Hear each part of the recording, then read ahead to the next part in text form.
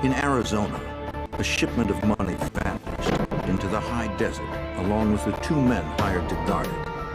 The FBI didn't know if the guards were participants or victims of an ambush. Answers lay somewhere in Arizona's vast Northwest Territory. FBI agents struggled to piece together scattered clues to reveal the truth.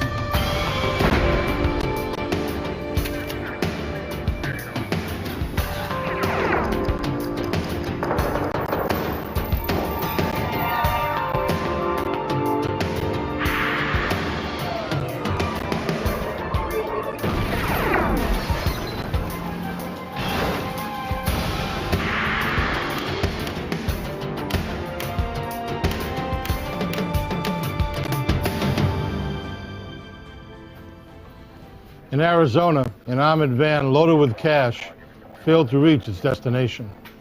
Authorities suspected an inside job.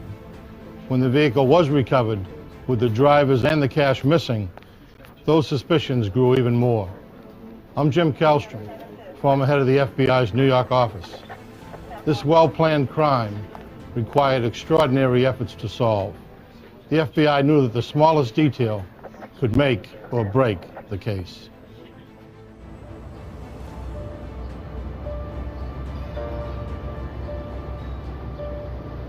May 24th, 1977, Phoenix, Arizona.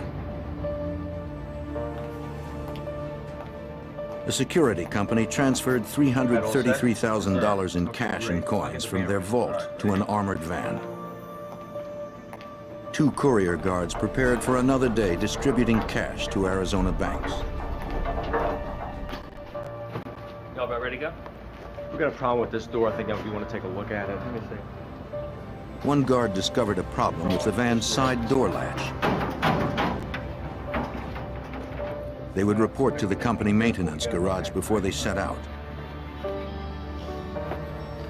This delay put Cecil Newkirk and Russell Dempsey an hour behind schedule.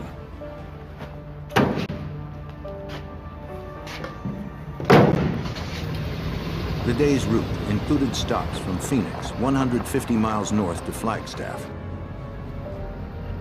This is van 26 to base. With the delay, it would be difficult to make all the stops. Banks waited on the deliveries to provide cash to their customers.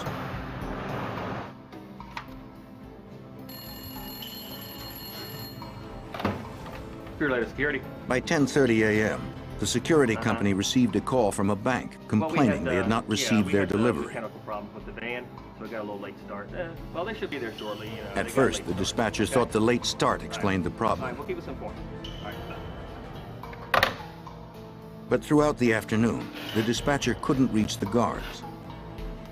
Base Courier 1. Dempsey, you out there? This is the base. Come on in. By 4:30, the company contacted the FBI. The Phoenix field office broadcast an APB for the armored van to all area police. State and local authorities used the remaining light of the evening to search for the missing van.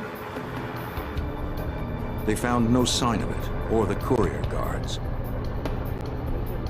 Special Agent Stephen Chenoweth, now retired from the FBI's Phoenix field office, wondered if the guards had driven off with the money. One of the first things that you do is certainly look at the drivers to see whether or not that might be a possibility as to what had happened, whether there's a driver involvement. Both of the missing guards were married. That evening, an FBI agent interviewed each of their wives separately.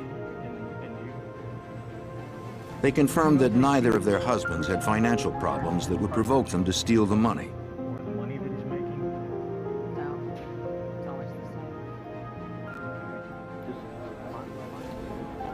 Company officials agreed.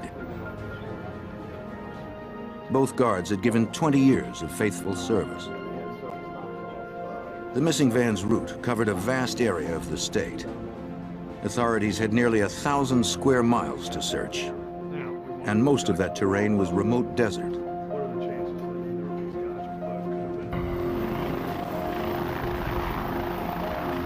The next day, Arizona Department of Public Safety helicopters retraced the guard's scheduled route. Aren't we good enough for you? There's nothing here for me. Nothing.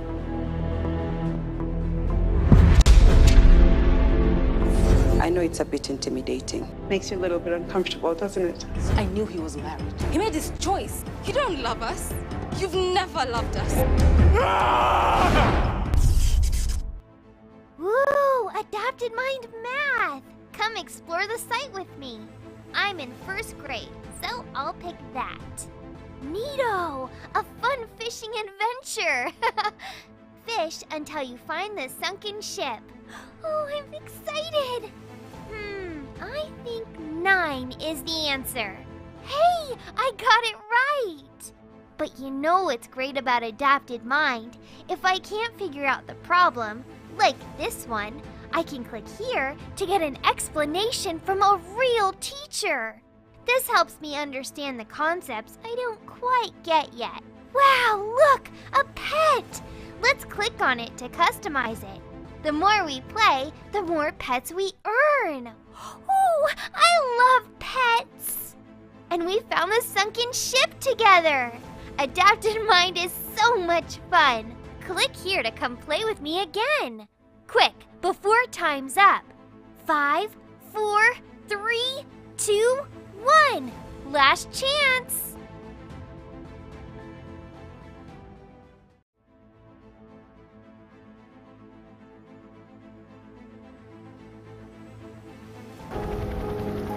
They flew up Interstate 17, north toward Flagstaff, checking all exits. Pilots spotted the van 50 miles north of Phoenix. It had been abandoned a quarter-mile off the interstate, in a remote area near the town of Bumblebee.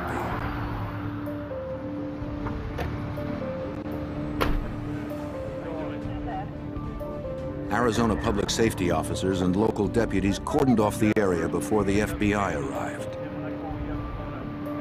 Agents approached the van cautiously.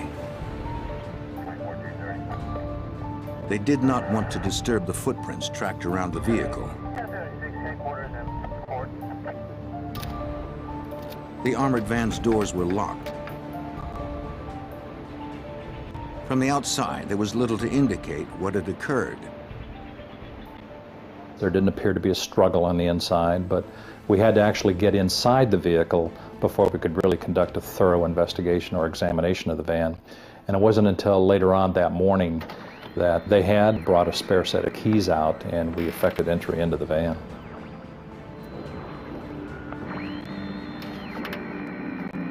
The radio was still on.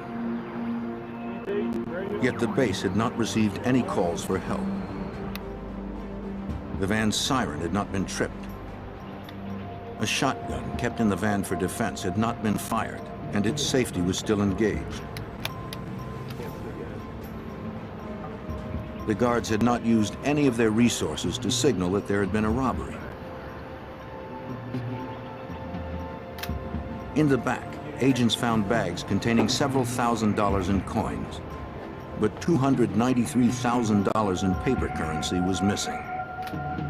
Blood spatter on the carpet and money bags indicated someone had been injured, but agents didn't know who.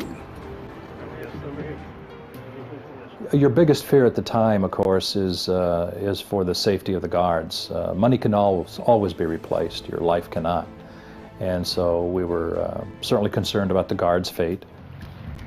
Amongst the footprints in the dust, investigators noted a separate set of tire tracks behind the van. Evidence technicians captured the tire prints with photos and plaster casts. Agents concluded that it was unlikely the guards had been overpowered by a single perpetrator.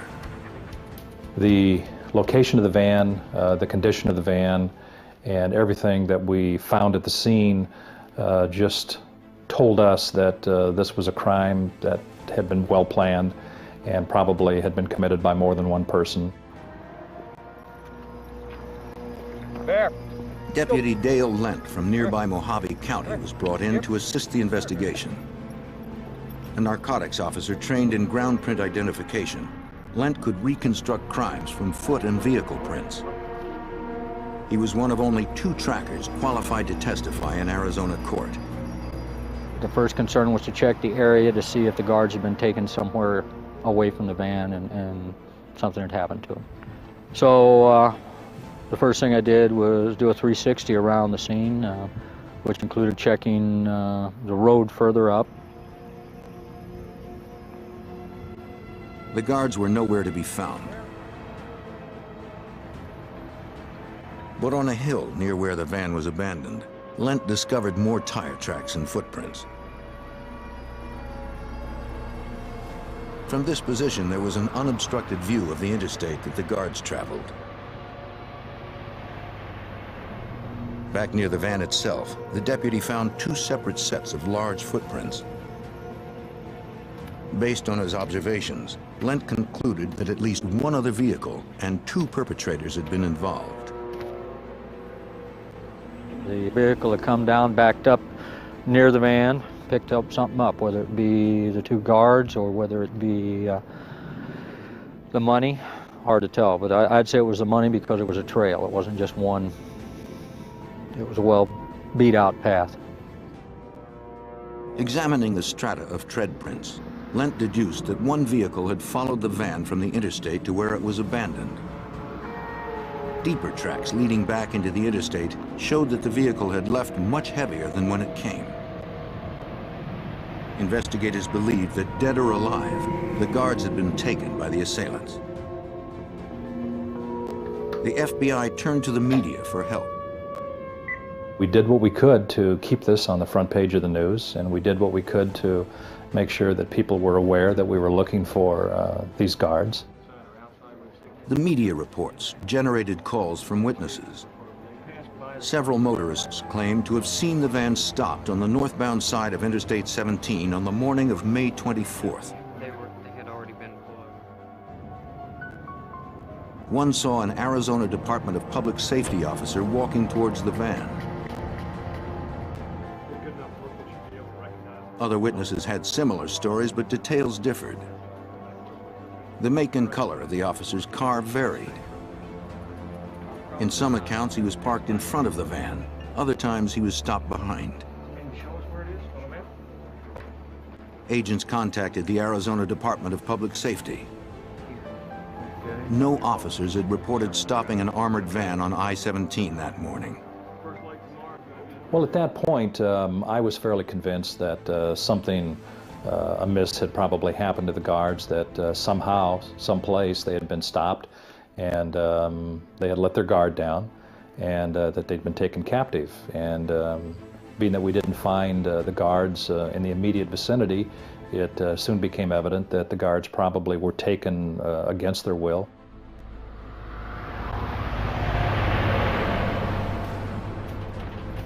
The FBI and Deputy Lent searched Interstate 17 for the spot witnesses had described.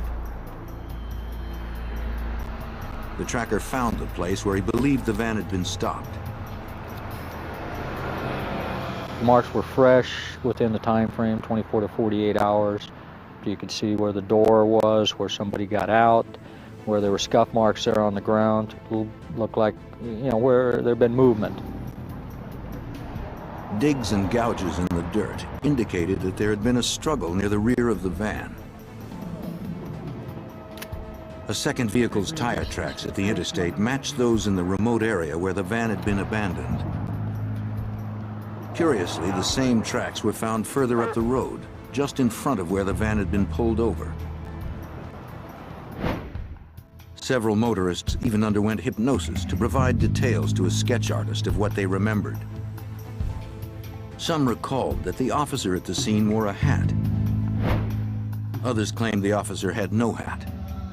But none of the sketches produced any leads. The FBI had reached a dead end. Then, on the morning of June 16, 1977, 300 miles northwest of where the van had been abandoned, 2 men made a gruesome discovery while fishing at Lake Mead.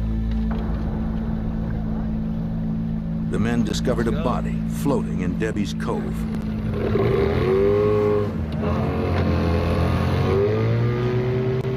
They contacted the National Park Service.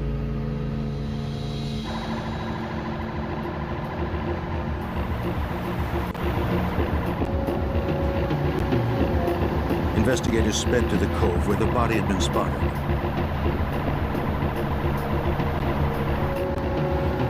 Local law enforcement joined the National Park Service divers.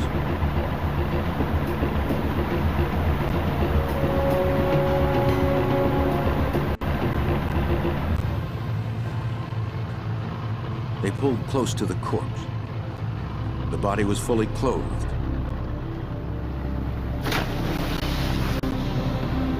Its head and torso were covered with a canvas bag. An officer retrieved a wallet from the back pocket.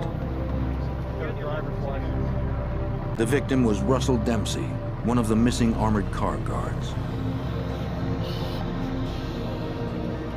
The divers searched the area but couldn't find the second guard's body.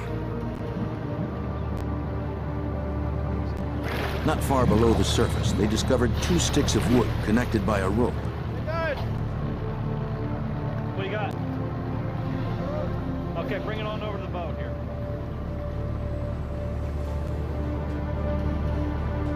To investigators, it appeared to be a garrote used to strangle someone. The robbery was now a murder investigation.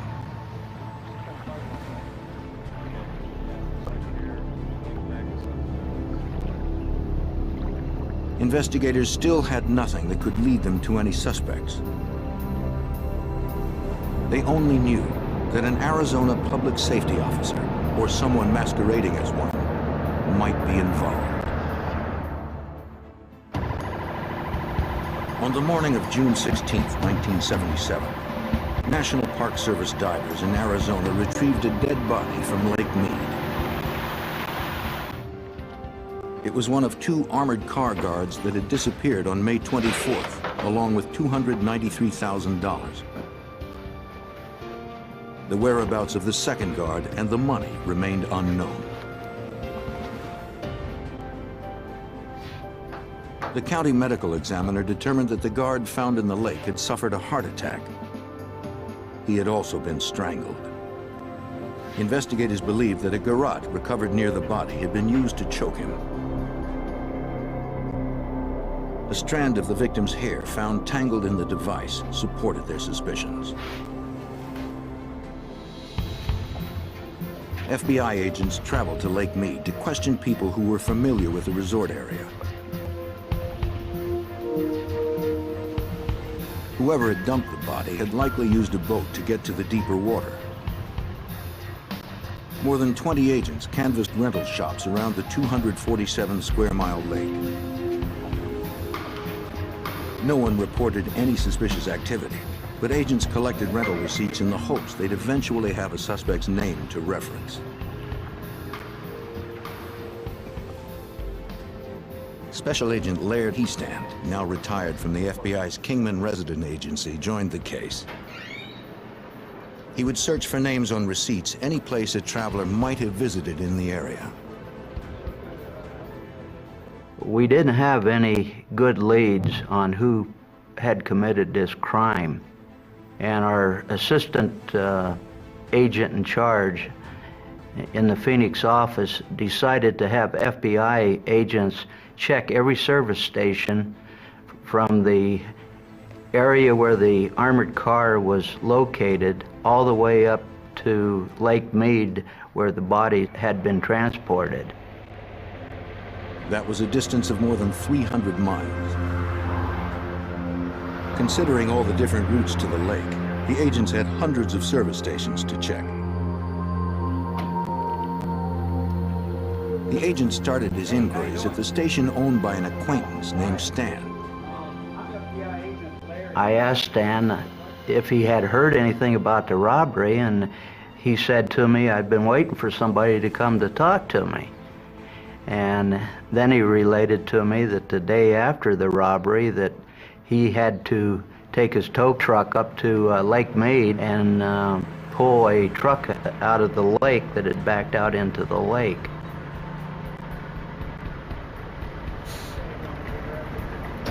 On May 25th, Stan had received a call from 2 men whose truck was stuck at Benelli Landing on the lake.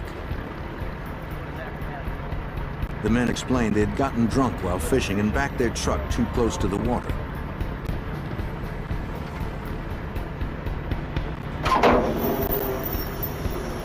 The owner didn't see any fishing equipment in the pickup, but he did notice drag marks in the dust of the flatbed. It appeared that something heavy had been hauled out of the back. All right. Stan brought the two men to his service station.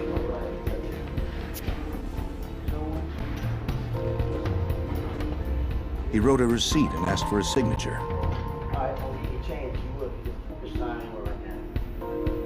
The customers hesitated before one agreed to sign.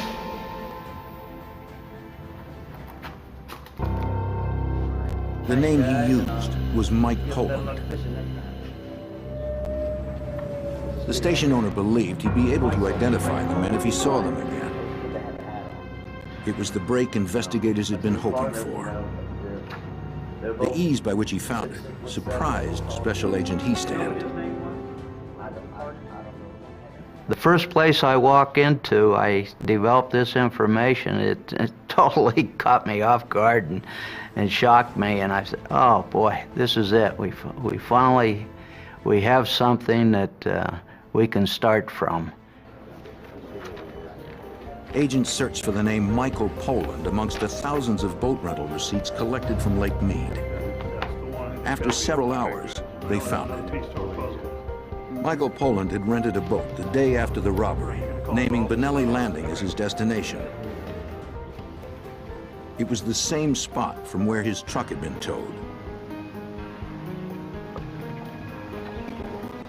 Agents returned to Lake Mead, searching for additional evidence between Mandalay Landing and the boat rental shop on the opposite shore. Within the breadth of that 4.5-mile span, officers spotted another bag-covered corpse floating on the surface. It was the second missing courier guard. He had been severely beaten before he was drowned. The medical examiner found 2 welts on his chest, consistent with wounds inflicted by a high-voltage taser gun. The guard's personal effects were removed, including a self-winding watch that had stopped at 10:37 p.m. on May 26th. Special Agent Stephen Chenoweth's team redoubled their search for clues at Lake Mead. Based upon where their bodies were found and the currents and the length of time that we felt that they had been in the water itself, we were able to track back where we thought they may have been put in at Lake Mead. That area was just 100 yards from Debbie's Cove, where the body of the first guard had surfaced. Divers focused on a ledge 12 feet down that bordered an 800-foot trench. A sweep of the ledge yielded a third canvas bag, similar to the ones that covered the bodies. The bag was sent to the FBI lab for processing. Inside the bag, agents recovered an Arizona license plate that resembled those used on Arizona public safety cruisers. 2 revolvers were also found, but no prints could be lifted from the corroded weapons. Rocks that matched those from Mandalay Landing had held the bag at the bottom. Examiners also found concrete dust caked in the weave of the canvas bag. Agents called on Stan, hoping the service station owner could identify a driver's license photo of Michael Poland. One of the 2 men that had hired him to tow their pickup from Mandalay Landing. Among 6 photos, Stan recognized the face of Michael Poland. The FBI had finally confirmed a primary suspect. They hoped Michael Poland would lead them to another. In June of 1977, the FBI pursued whoever killed 2 armored car guards and made off with $293,000. Tire tracks and footprints at the crime scene suggested that at least 2 perpetrators were involved.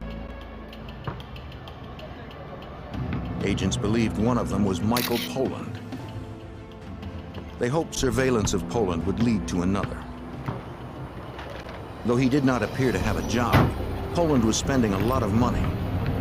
Agents saw a new motorcycle on the property. The FBI identified a man who visited frequently as Michael's younger brother, Patrick.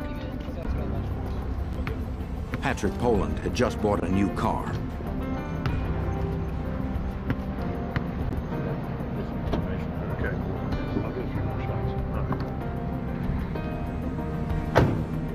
When the brothers were inside, an agent approached Michael's teenage son and complimented the new motorcycle. The boy responded that his father had recently bought 2 of them, and a lot more.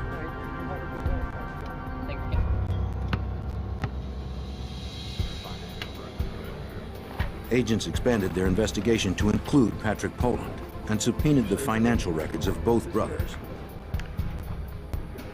Prior to the armored van robbery, each had severe money problems. Shortly after, their debts had been paid, and both had purchased new vehicles. Special Agent Stephen Chenoweth compared their income to their recent spending habits. We tried to document as much as we could as to how much money they were spending and to what kind of means of support that they had. And the two just didn't seem to mesh very well. And when that happens, and then you know that folks have got access to a fairly large amount of money with no real means of support, that's a pretty good clue to us.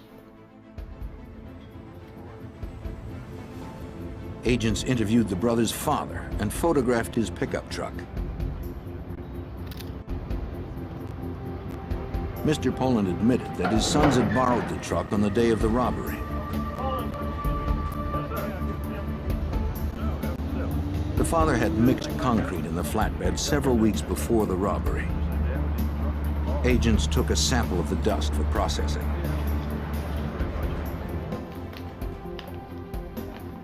FBI examiners analyzed the concrete sample. They compared it to the cement dust on the canvas bags recovered from Lake Mead. Examiners concluded that the dust on the bag had come from the same batch of concrete taken from the truck. Once again, the FBI asked Stan to look at a photo lineup. The station owner could not identify Patrick Poland as the man with Michael. But he did recognize their father's truck as the one he towed from the lake. That's it. Positively. In the early morning of July 27, 1977, agents arrived at Michael Poland's house with a search warrant.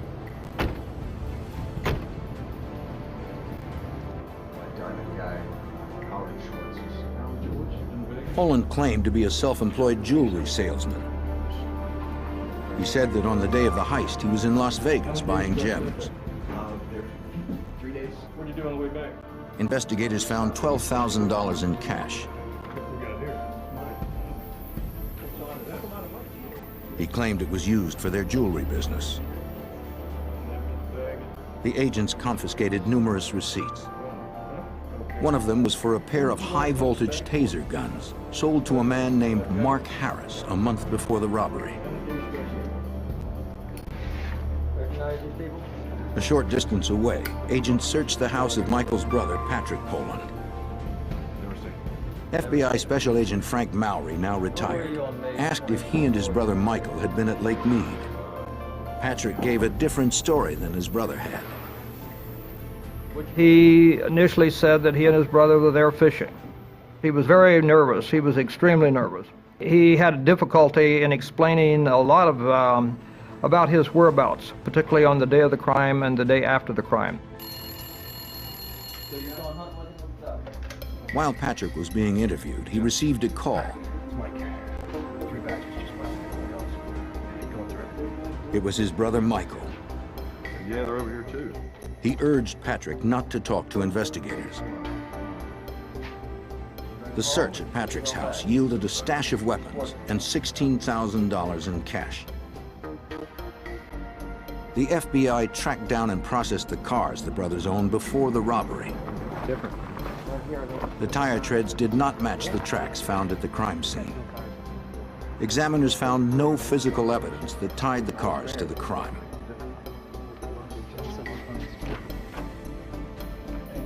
agents visited the gun store where the tasers had been sold to Mark Harris prior to the robbery. The clerk who had made the sale could only remember that Harris was a white male in his 20s. Since the receipt was found in Michael Poland's home, they theorized it was probably his alias. One of the things the FBI does is try to eliminate all other good logical suspects, and we did this in that case. The name Mark Harris, a rather common name, we had to eliminate that name as being anybody other than the alias of Mike Poland. Special Agent Mowry searched public records for a Mark Harris between the ages of 25 and 40. We actually identified literally hundreds of Mark Harrises, from vehicle records, motor vehicle records, phone books, and every way we could, and went out to their houses physically, tracked them down and interviewed them, and found that they did not have anything to do with this crime. With no proof that Mark Harris was an alias for Michael Poland, and no physical evidence tying the brothers to the crimes, agents couldn't arrest the brothers. For the next 10 months, all agents could do was keep careful track of their movements. Special Agent Chenoweth flew helicopter surveillance. We wanted to know everything that Michael and Patrick Poland did, what they had done in the past, what they were going to do in the future. Investigators continued to document the brothers' spending habits. They watched as the Polands closed a deal on a gaming arcade. Despite the circumstantial evidence, agents were unable to make an arrest. The FBI had to find stronger physical evidence to prevent the Poland brothers from getting away with murder. In April of 1978, the FBI suspected Michael and Patrick Poland of killing 2 courier guards and stealing nearly $300,000. After 11 months of investigation, agents did not have enough to convince a grand jury to indict. FBI Special Agent Frank Mowry desperately searched for evidence that would strengthen the case. What we badly needed was physical evidence. We didn't have fingerprints. We didn't have any real good eyewitnesses. We didn't have any physical bits of evidence that could link Mike and Pat Poland to the crime. The agent focused on the 3 canvas bags retrieved from Lake Mead with the guards' bodies. He checked with over 20 sources in the Phoenix area where the bags might have been manufactured. None recognized the work. Nobody could even give me a hint of who in town would make such a bag. Some even said, well, they probably came from out of town. So I became very discouraged. The agent visited the last store on his list and showed the bag. The owner recognized it as coming from his company. It was a custom size with a unique stitch sewn only by their seamstresses. He also identified the specially ordered cord purchased from a Georgia company. As far as the owner knew, his was the only shop in the area that made anything like it. He said, I will have in my record somewhere a receipt, because somebody would have walked in that door there and they would have said, I need to order so many bags, a certain length, a certain width, certain specifications. At the Phoenix FBI office, agents poured over hundreds of receipts covering years of business from the bag manufacturer. After almost a week, they found one receipt for 3 custom canvas bags dated 1 month before the robbery. They were sold to a man named Mark Harris. That's the Harris. Agents had seen the name before on a receipt for a pair of tasers. They had found the voucher months earlier during a search of Michael Poland's house. Hold on a second. The FBI was further convinced that Mark Harris was an alias for Michael Poland. The canvas bag receipt connected the alias to the murdered guards, and cement dust in the pickup the brothers drove matched dust found in the bags. On May 17, 1978, after nearly a year of investigation, a federal grand jury returned an indictment for murder, kidnapping, and robbery against Michael and Patrick Poland. Gentlemen, these men should both be considered extremely armed. The FBI suspected that the Polans would not surrender quietly. They've both already killed 2 men that we know of. You got your route plan. You're going to be picking up Patrick. We're going to be picking up Mike. Check your weapons. Check your vest. Special Agent Stephen Chenoweth believed an armed confrontation was possible. It had to be very well and meticulously planned. The Polans were very violent. They had shown their violence. They had a strong propensity to, commit violence, as evidenced by the guard's fate. And one of the things that we absolutely knew we could not do was to arrest them while they were in the house. And we absolutely had to take them away from the homes. Agents feared the suspects would barricade themselves in their houses and shoot it out if they discovered they were going to be arrested. This guy, yeah. Agents waited for Patrick Poland to emerge. When he finally did, they noticed he was carrying a case for a handgun.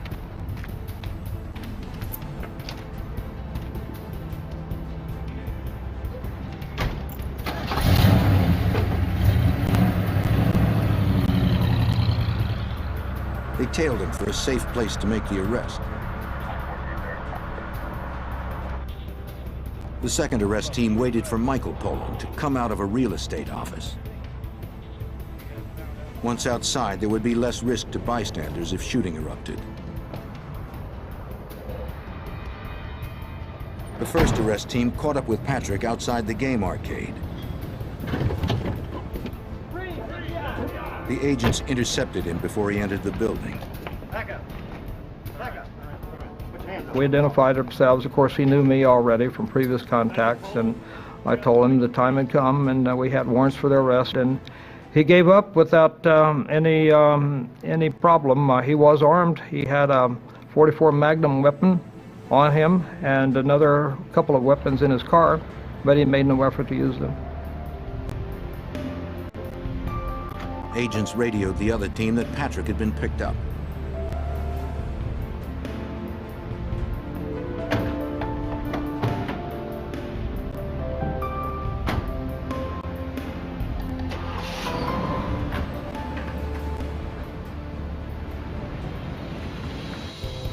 Michael Poland had been in the real estate office for almost 45 minutes. Agents feared that he had somehow gotten word of Patrick's arrest and was preparing for an armed confrontation.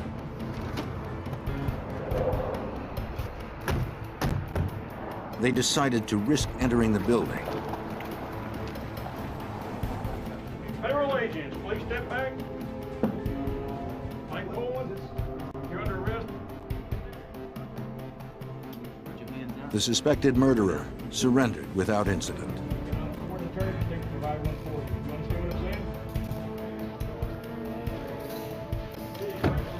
Michael Poland refused to answer questions. He insisted his brother do the same. No fingerprints tied either brother to the murdered guards or the abducted van.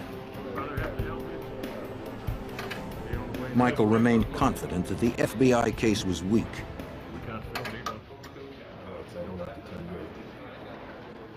In a case like this, you've got a joint venue. Venue certainly lies with the federal government with respect to the actual robbery of the van, and but we also have a homicide case that rests with the state authorities. Authorities considered their best strategy for a successful prosecution. State and federal prosecutors decided to split the charges. The Polands went on trial for robbery and kidnapping in federal court. Based on the circumstantial evidence gathered, a federal jury found the brothers guilty of the charges on February 15, 1979. They were sentenced to 100 years. These were two guards that were very hardworking, very loyal to their company. Both of them had worked for about 20 years for the company. They were actually within weeks of retiring.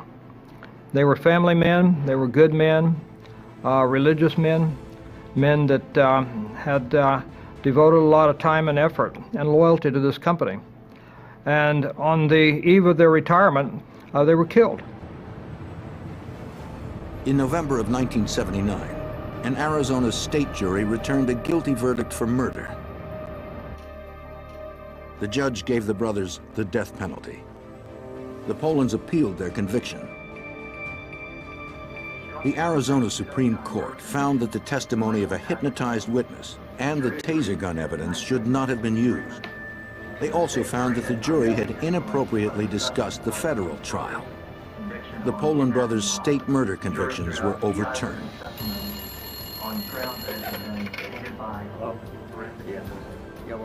Though agents were certain that the brothers had brutally murdered 2 men, state prosecutors would not seek a new trial. Because of parole laws at the time, Michael and Patrick Poland would be eligible for parole in less than 7 years.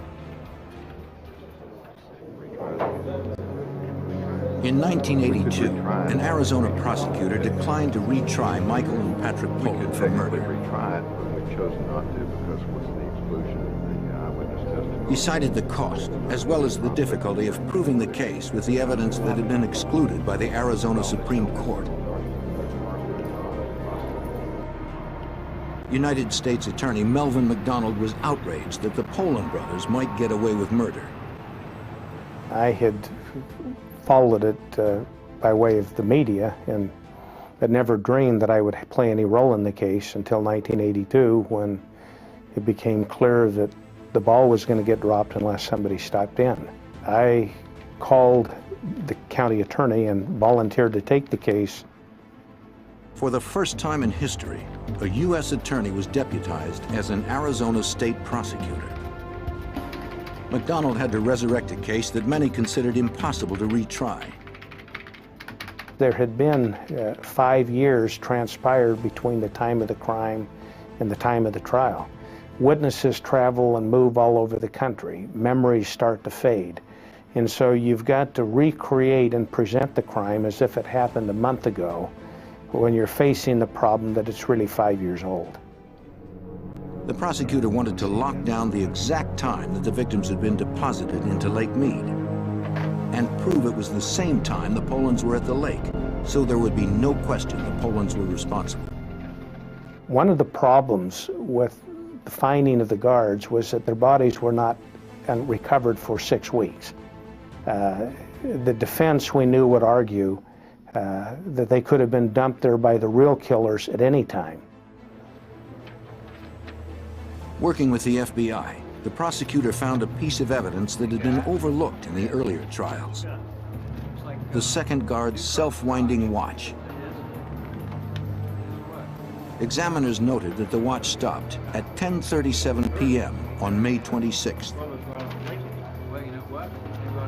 That particular self-winding watch would stop working if it weren't moved for 12 hours.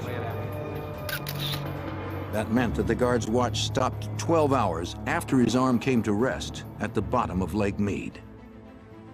We actually had watch experts take the watch apart to prove that the watch had not stopped because of water damage. There was no water that had gotten into the portions of the watch that controlled its operation. We literally went all the way to Switzerland to get experts there to talk about how much time it would take for a watch that hadn't been cleaned in 5 years to finally unwind. Watch to the jury, please. Forensics experts used this information to determine exactly when the bodies had been dumped into the water. Their estimation exactly matched the time the FBI had established that the Polands were at the lake, getting their pickup towed from Mandalay Bay. The prosecutor explained that the brothers had been there to dump the bodies. For the drama point, I told the jury that while Mr. Newkirk is dead, he is speaking to you from the grave. He's asking you, look at my watch. I'm sending you a message through my watch. After 3 hours of deliberation, the jury was convinced. Will the defendants rise? On November 18th, 1982, they found Michael and Patrick Poland guilty of murder. The judge reinstated the sentence of death. All rise. Once again, the defendants appealed the conviction. It was one of the rare instances where their case went to the United States Supreme Court. And the United States, in a published opinion, a very closely divided court, again affirmed their conviction and sentences. How the situation... With nothing left to lose, Patrick Poland agreed to tell investigators and the families of the victims exactly what happened. In 1987, he gave his confession to FBI Special Agent Frank Mowry. They had actually spent almost a year tailing the van. They knew its route. On those mornings that it went up to Prescott and delivered its money to the banks in Prescott, they knew the exact route. They knew the stops that it made. They knew the times that it did it. They knew everything about it. The Polands used neither of their own cars in the robbery. They had rented one with cash that the FBI was unable to trace. We never found it. It was a rental car. And by the time the rental car was taken back, it was, by the time they figured out what was going on, it had been rented out probably 200 times since then. And we were never able to actually pin down for certainty the car that may have been used in the case. The brothers affixed a light bar and a license plate that resembled those used by the Arizona Department of Public Safety. Batteries waiting for that CV? I believe so. They readied their tools needed for the heist. Yeah, man. Fair set. Good. You got enough ammunition? Yeah. The Polands waited more than an hour. The van was unexpectedly delayed. Finally, they saw their quarry.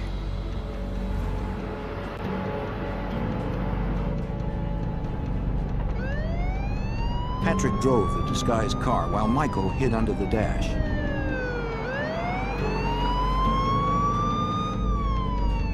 They stopped the van on the pretext of speeding.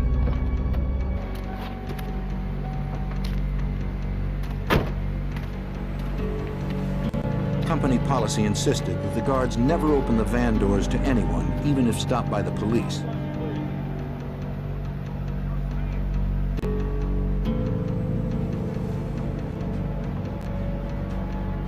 Patrick ordered the driver to step out. When he failed to follow procedure, the driver and his partner were defenseless.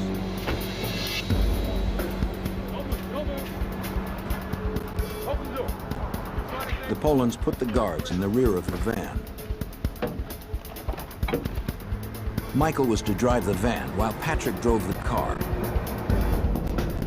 But when Patrick took off, the van didn't follow. This explained the tracks found in front of where the van was stopped.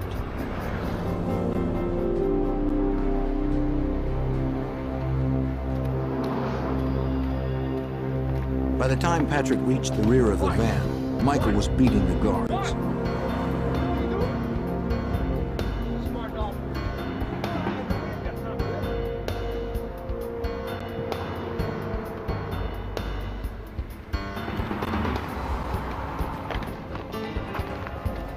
They stunned the guards with high-voltage tasers.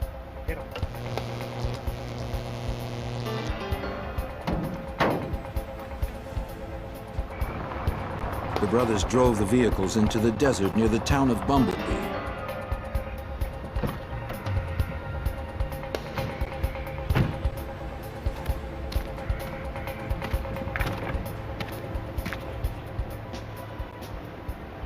Pat.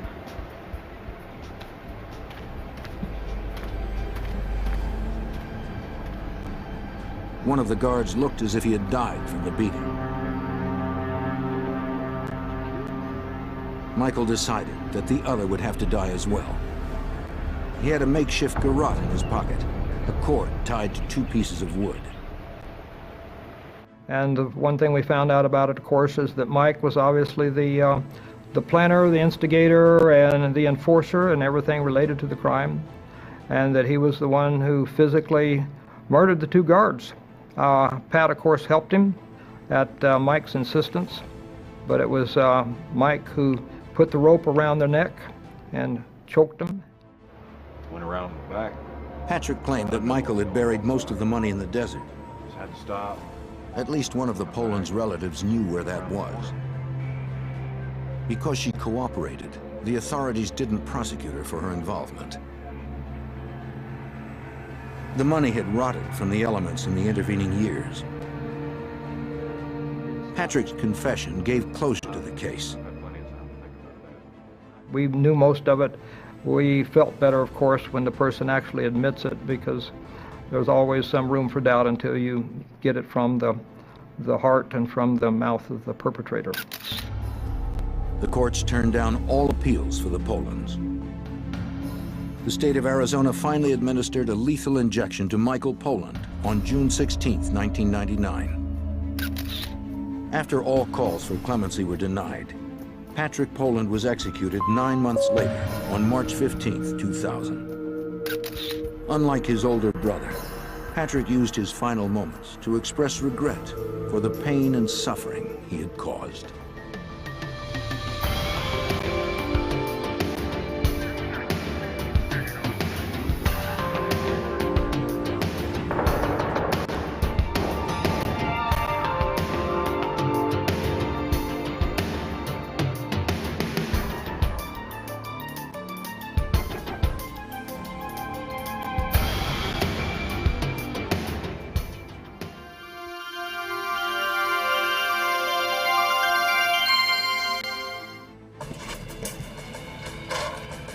At a bank outside Los Angeles, a nighttime explosion that no one hears, cunning criminals no one sees.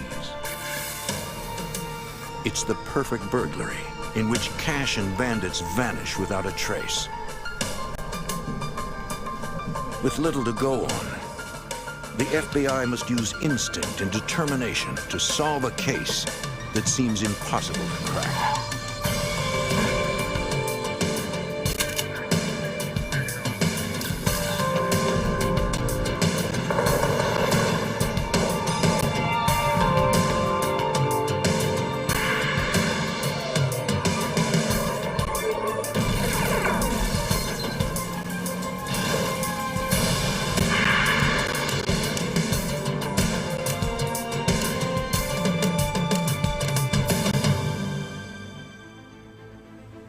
Bank robbery is a brazen yet simple crime. A mask, a gun, a note passed to a teller. But bank burglary is different. It takes skill to disable an alarm, to penetrate a locked vault. I'm Jim Kallstrom, former head of the FBI's New York office.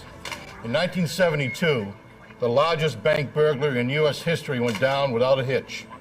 $8 million gone. Now agents must track a gang of sophisticated criminals with enough money to disappear forever.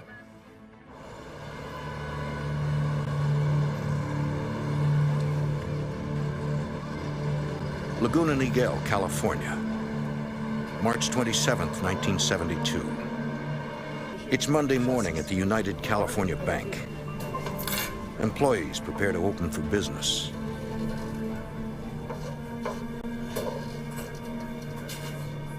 When the bank manager tries to unlock the vault door, it won't open.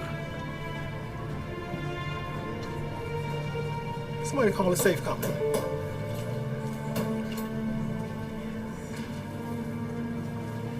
A technician from the vault manufacturer arrives 20 minutes later to check the door's locking system. He works for hours.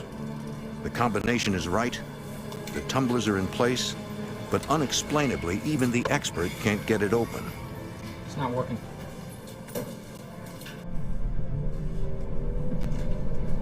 Looking for another way in, the technician climbs into the rafters above the vault. He is stunned to find a hole cut in the roof.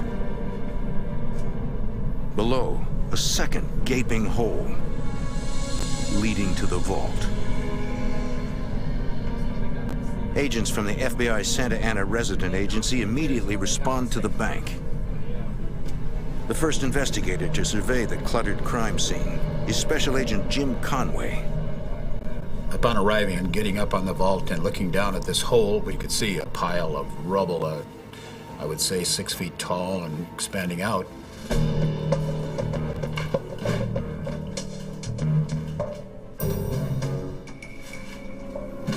Once inside the vault, The technician discovers a screwdriver jammed into the lock's gears. Agents suspect the thieves wanted to delay the discovery of the crime. The place is a disaster. My first impression was there was going to be a lot of time and effort needed to work this out. It was something we couldn't just plow into because we had a crime scene. We were able to walk in, a few of us, and look around and see what the extent was as best we could determine. But we're walking over watches and rings and valuables and everything else because it was all piled into this big cement mess. Special Agent Frank Calley begins sorting through the chaos. Just everything was thrown all over the place.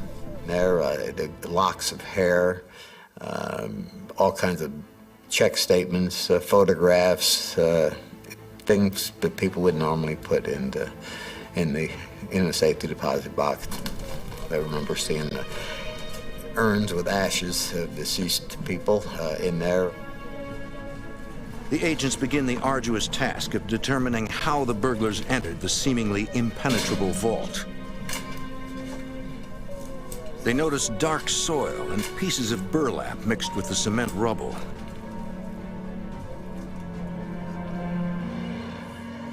Outside, they find the bank's audible alarm disabled. They also find a ladder. Interpreting the clues, investigators piece together the burglars' intricate plan to breach the vault.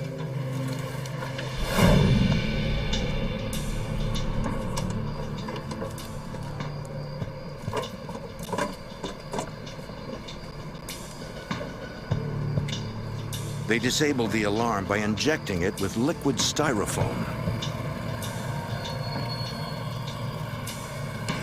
It hardened, freezing the clapper in place and rendering the alarm useless.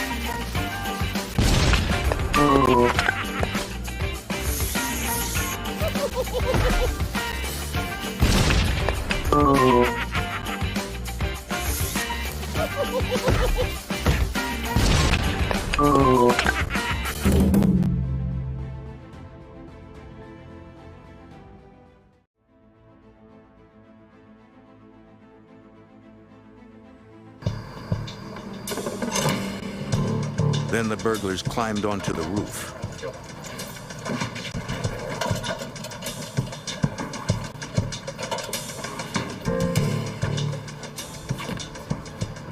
Investigators find tape on a rooftop outlet, suggesting the burglars used the bank's electricity.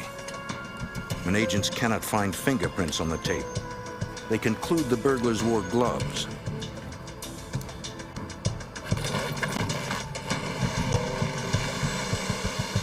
Fully powered, the burglars sawed a 4-foot opening into the roof.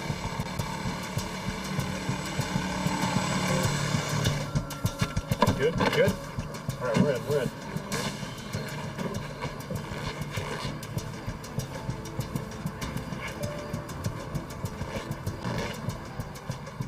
Once inside the rafters, they clearly knew how to bypass the interior silent alarm system. They took a couple of the wires and that would have normally transmitted the alarm signal, and then they clipped them both and soldered them together. It was delicate, highly skilled work. Knew right away they were smart. They did the homework.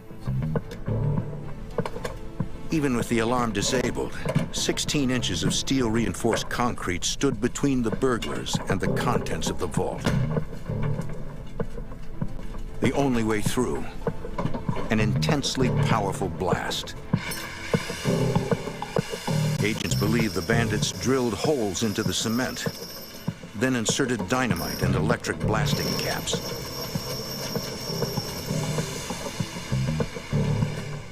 The blast had to be precisely directed to blow through the cement without injuring the burglars or attracting attention.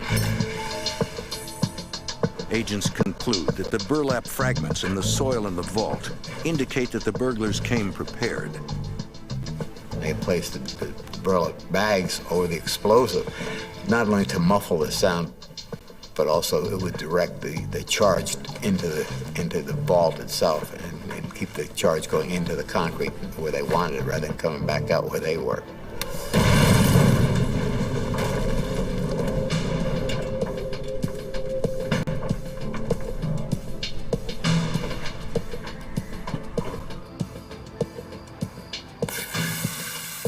The investigators discover burn marks on the steel rebar that reinforces the cement. They conclude that the burglars knew the blast could not crack steel and came prepared with an acetylene torch.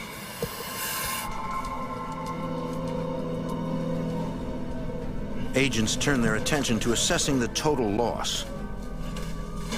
Bank officials report $50,000 is missing from cash drawers.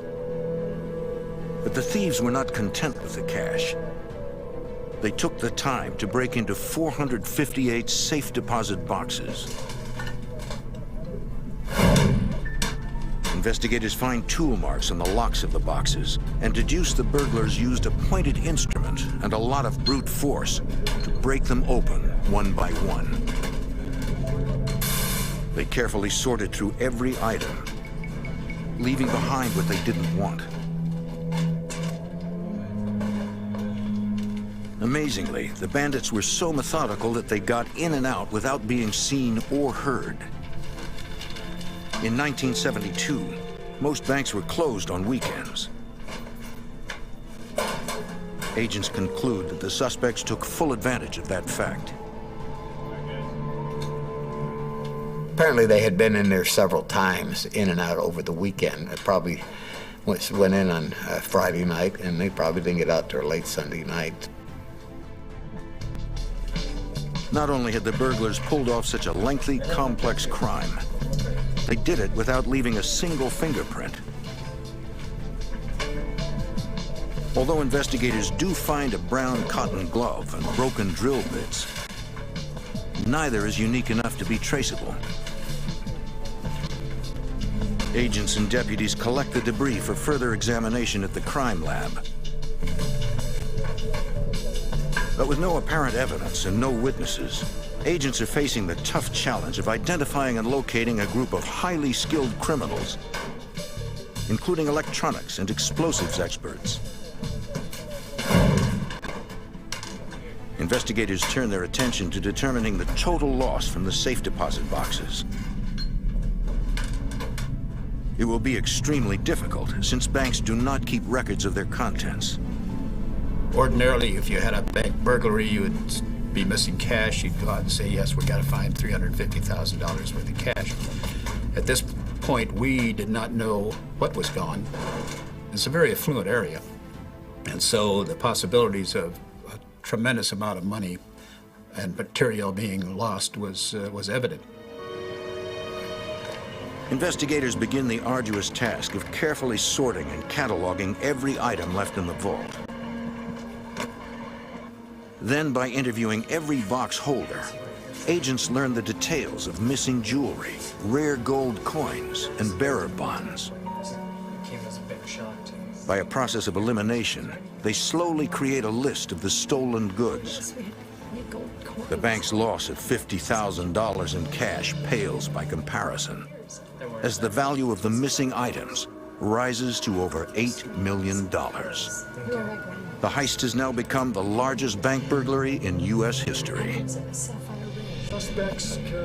With no physical evidence to go on, investigators hope to develop leads by thinking like the bandits. We felt that they would need oxygen to burn the rebar, And so we canvassed hospitals, oxygen supply places, and things like that. Despite checking every oxygen supplier in the area, agents come up with nothing. We also felt that a drill of some type had to be used, obviously a large one, so we canvassed places to find if anybody had sold or rented a large drill, as we felt it would have to be used. Again, agents go to dozens of equipment shops, checking records during the time surrounding the break-in. But they find no suspicious purchases or rentals. Clearly, the criminals in this case have masterminded and pulled off a nearly perfect heist. With no witnesses, no direct clues, and certainly no suspects, it seems impossible to solve. But the FBI is determined to identify the burglars and find them wherever they are. In March 1972, a professional crew of burglars blasted their way into a bank vault in Laguna Niguel, California, near Los Angeles. Over a weekend, they emptied hundreds of safe deposit boxes, made off with more than $8 million in cash and valuables, then disappeared without a trace. Agents believe they are an experienced band of criminals. The case is difficult to crack for the small Santa Ana FBI office.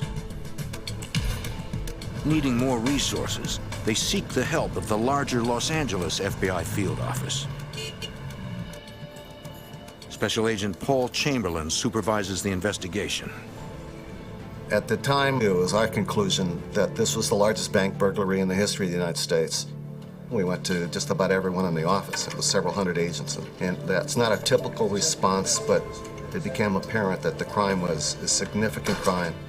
The Santa Ana agents quickly briefed the Los Angeles office on the details.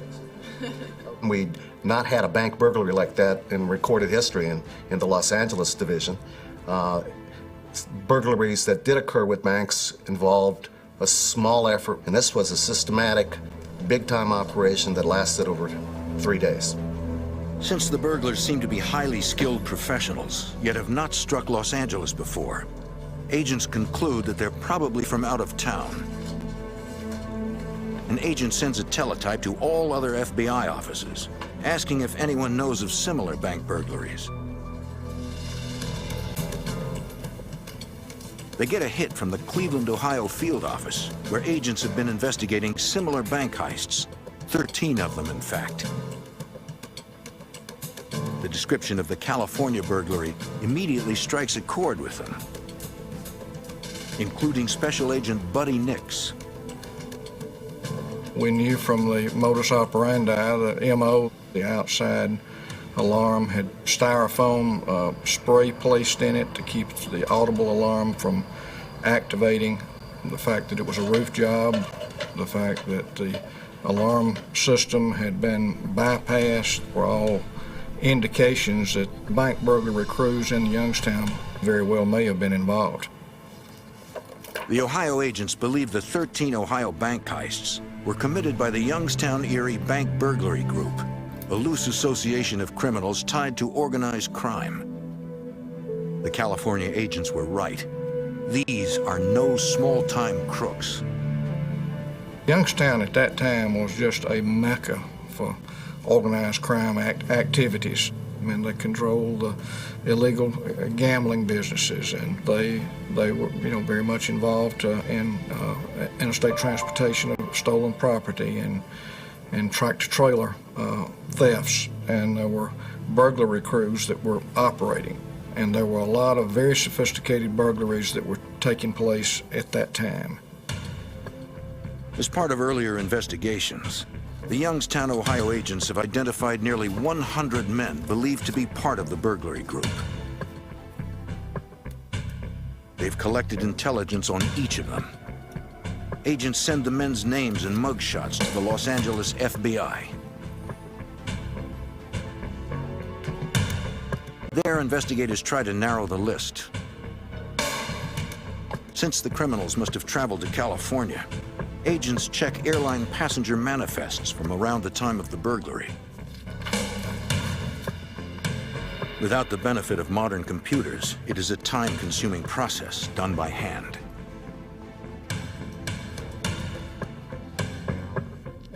After an exhaustive search, they find the names of 5 men from the Youngstown list who had boarded a recent flight to Los Angeles. That's great. Emil Dinzio, Harry Barber, Charles Mulligan, Charles Brockles, and Philip Christopher arrived in California 9 days before the heist. The 6th man, James Dinzio, came in on a different flight the day before the burglary. Finally, agents have developed suspects. Dinzio and his brother, Emil Dinzio. Agents review the intelligence gathered on the 6 members of the burglary group. All have long records for home and small business burglaries, First suspect we're going to look and at have done today, little jail time. Emil. Emil Dinzio appears to be the brains of the gang, the leader. You need to pay attention to that picture and remember his face. He plans the jobs and handpicks the team to pull them off. This is Charles Brockles. This guy has a Charles history of- Brockles is an explosives and electronics expert, well-versed in bank alarms. Agents believe Philip Christopher is a lookout for the gang. He's known for his expertise in bank robbing. The other gang members are all relatives of the leader and probably help with the grunt work. There's Emil's older brother, James, His face only a mother could love. and Charles Mulligan, Emil's brother-in-law. Here, you're gonna really appreciate this guy. Yeah, There's also Emil's nephew, Harry Barber. Okay. Why don't you take a look at this guy? The men are all seasoned professional criminals, well-connected in organized crime. He's a lowlife. The Youngstown, Ohio FBI has linked them circumstantially to many bank burglaries, but never had direct evidence. All right, and he's The a charges nobody. never stuck. He's a nobody, not a heavyweight, but we gotta. The only information that links the suspects to the crime is that they were all in Los Angeles at the time of the burglary. Agents begin the difficult job of tracking their movements, starting at the airport. We then canvassed and interviewed every cab driver at LAX that was working that day. That was a massive project. If I had, I showed you a couple pictures. Agents spend days interviewing dozens of drivers. It finally pays off. One cab driver recalls taking a group of 5 men to a home in the nearby community of Southgate. He remembers the trip well. The cab driver specifically remembered these folks for 2 reasons. One, because of the $100 tip, but for the other reason, they were tough, mean-looking guys. Agents get the address from taxi records and decide to go there. But it is a risk. Agents fear that if the suspects find out they're investigating the burglary, they might skip town. They have to take the chance. It is their only lead, according to Special Agent Jim Conway. But we had to interview somebody. We had to get our investigation started, and we were concerned that naturally that the rest of them would be aware that we were at least that close to identifying them. Agents learn that the Southgate house belongs to the Barber family. I don't have any idea. Ronald Barber, the brother of suspect Harry Barber, agrees to an interview but is elusive. We did not have a warrant or anything at that particular time. We had nothing positively to tie him to it. But the more he talked, the more he seemed to know, and the more we were impressed that he knows a whole lot. Ronald Barber claims the 6 men were never at his house. Agents still have no direct evidence. Yet they believe Barber's story may be at least partially true. They note that the house seems too small to accommodate Ronald and 6 other men staying there. Agents conclude that at least some of them likely stayed elsewhere. So agents spread out, checking one hotel after another, starting with those closest to the bank.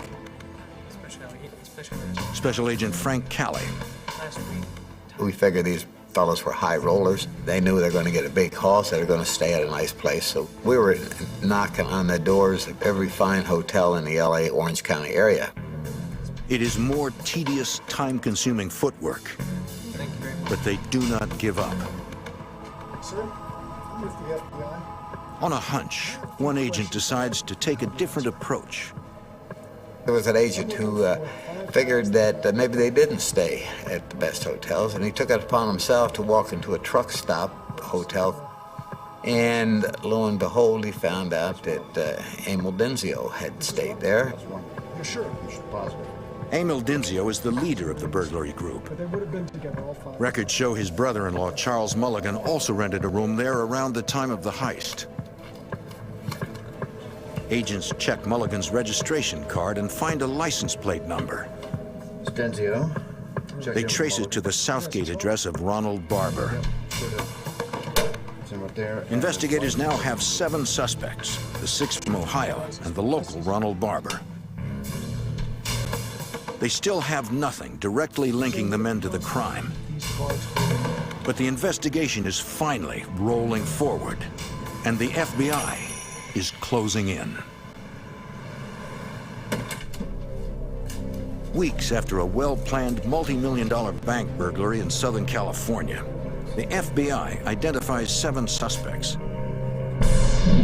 Ringleader Emil Denzio and his brother James Denzio, Charles Mulligan, Philip Christopher, and Charles Brockles, and Harry Barber and his brother Ronald Barber. A notorious gang of professional thieves based in Youngstown, Ohio. Agents determine at least 2 of the men stayed at an area motel days before the heist. Okay. Special Agent Paul Chamberlain is convinced the men are responsible, but he has no evidence to prove it. By reference and innuendo, you kind of knew who was involved, but you need to have the evidence in federal court.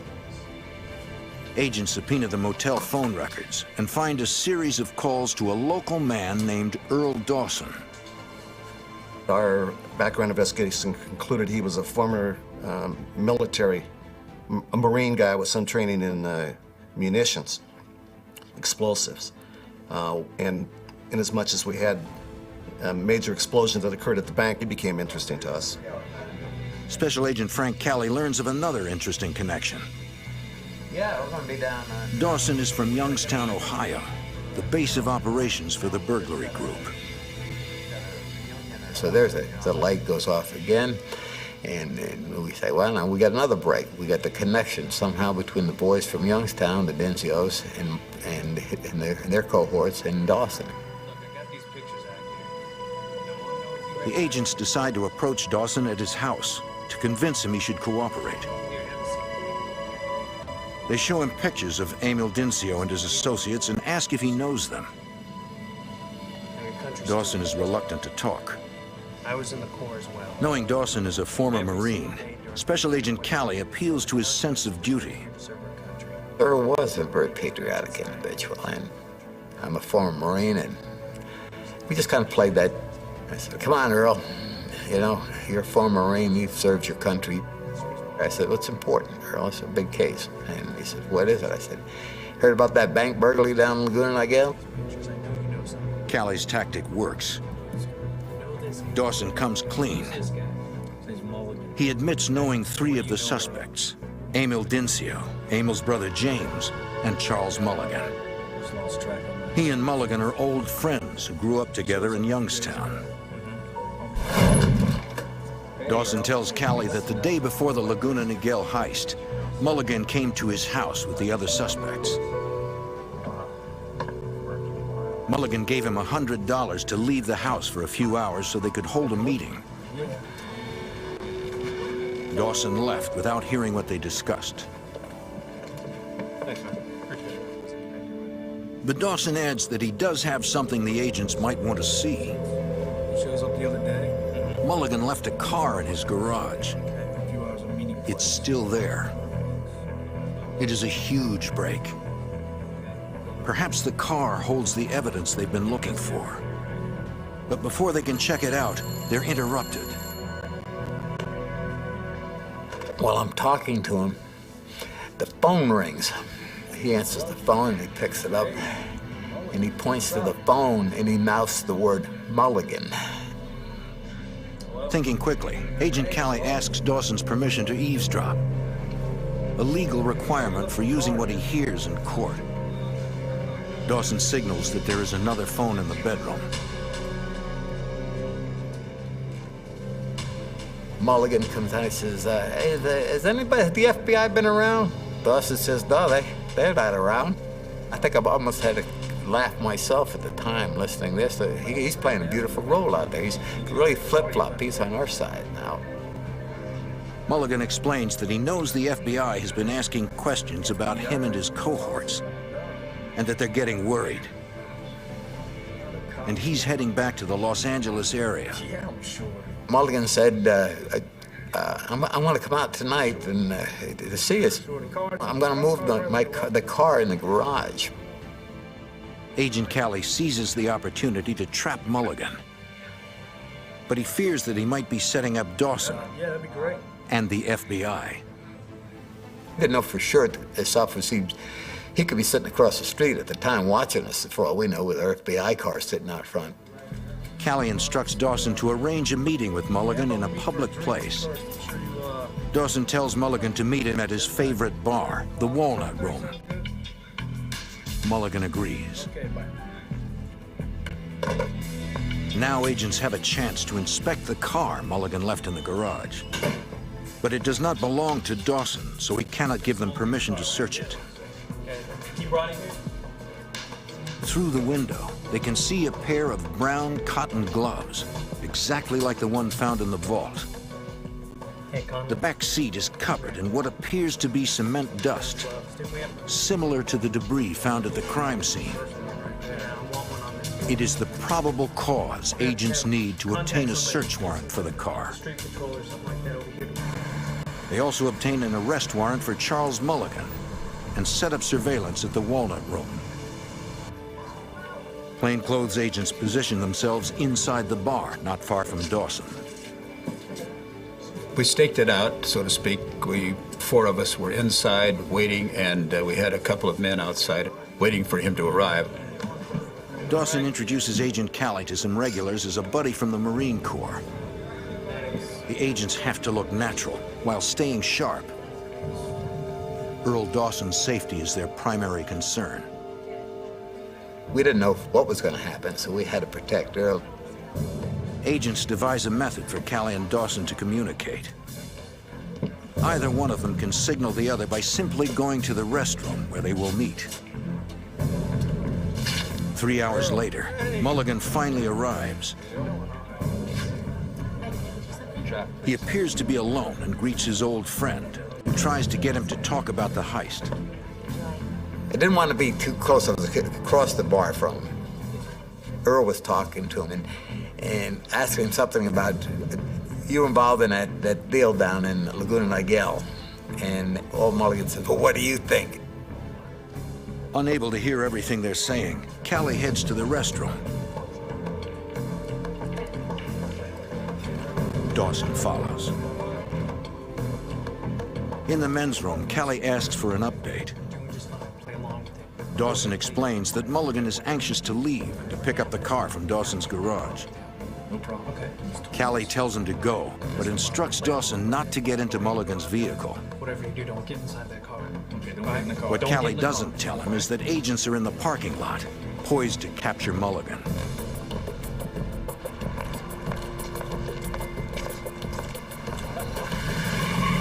Agents finally make the first arrest in the case. As they take Mulligan into custody, they pretend to arrest Dawson as well to mask his involvement with authorities. Mulligan is charged with bank burglary. He does not resist arrest. But when agents try to question him, he refuses to talk. They hope to find answers in the car he was trying to pick up. Agents return to Dawson's house and search the car in the garage.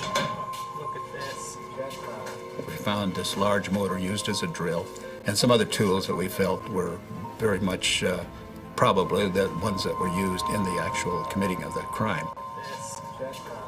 Agents recover stolen coins, along with drill bits, acetylene torches, hammers, and other items that could have been used for the Laguna Niguel heist. Exactly. And we felt very good about it. Felt we hit pay dirt, we hit a home run. Evidence technicians ship everything to the FBI lab in Washington, D.C. for processing. As examiners take days to analyze the evidence, field agents follow up on more phone records from the motel. One number belongs to a real estate agency in Laguna Niguel, California. A manager shows agents a condo she rented to suspects Ronald and Harry Barber days before the burglary. The Barbers told her they planned to stay 3 months, but left after only 3 weeks. No damage, no problems. She was able to put the day that they got there and the day they left together for us. This was rented to Ronald Barber. The men moved out suddenly on March 27th, the day the crime was discovered. We rented it for 3 months. The manager gives investigators permission to search the condo, which is within sight of the targeted bank.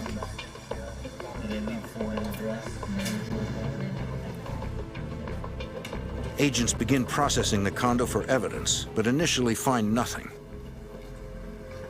The entire inside had been wiped clean with some kind of a product. It seems the suspects were as meticulous there as they had been during the burglary. There was no evidence recovered at the bank of any value, and therefore, it was not surprising to see a place that had been wiped down. It appears as if they had done everything to ensure there was no evidence. They'd done just about everything right. But in fact, they made one crucial mistake.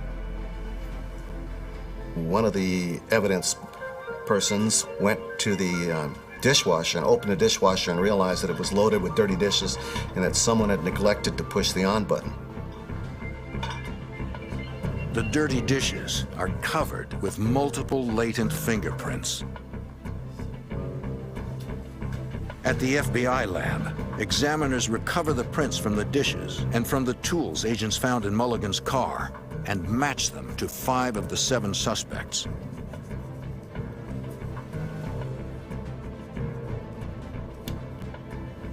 Toolmark experts examine the damage on the safe deposit boxes and compare them to the striking point of a snout-nosed hammer from Mulligan's trunk. They report another match. The FBI's case is gaining momentum with good circumstantial evidence and one suspect in custody. All right. Now agents must find the other 6 and enough evidence to put them away for good.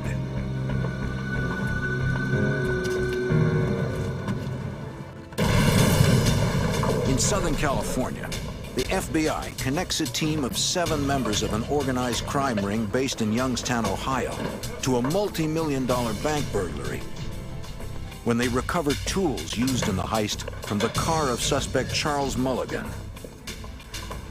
Mulligan's arrest puts the investigation into high gear, according to Special Agent Paul Chamberlain. We did realize that with the arrest of Mulligan, eventually, and shortly thereafter, they were going to figure out that we had figured who this group was. And therefore, we heightened our investigation. We did everything as fast as we possibly could. But since most of the evidence is circumstantial, the case hinges on the testimony of informant Earl Dawson, a man the FBI must protect. Go ahead and leave him, all right? Okay. But whatever you do, whatever happens. Earl was probably the key witness because the case was kind of dry all along. It's physical evidence. Burglars are very dry. Earl was able to put all the principals together. They were charged with conspiracy and burglary, and they could put them all together at his house. Dawson begins receiving threatening phone calls, pressuring him to keep quiet. The caller insists on a face-to-face meeting to discuss the matter. But the FBI learns the meeting may have a more sinister purpose. We received informant information that a contract was put out on Earl Dawson's life, and we're going to come out and attempt to kill Dawson. Agents instruct Dawson to arrange a meeting at his favorite bar, the Walnut Room. But don't tell him about the planned hit. Agents want to confront the men to send a message to the Youngstown crime ring that the FBI is on to them. Agents are confident that they can protect Dawson as long as he stays in a public place. I told him, Earl, don't leave this bar. Whatever you do, don't go any place with this. You don't ever leave that room. You stay right in that bar. As before, if either Dawson or Callie needs to communicate, they will meet in the restroom. The alleged hitmen arrive. I started buying Earl some pretty heavy drinks. Earl was basically a beer drinker, but you could see they were trying to switch him up to stronger drinks. When Dawson starts to look concerned, Callie heads to the restroom.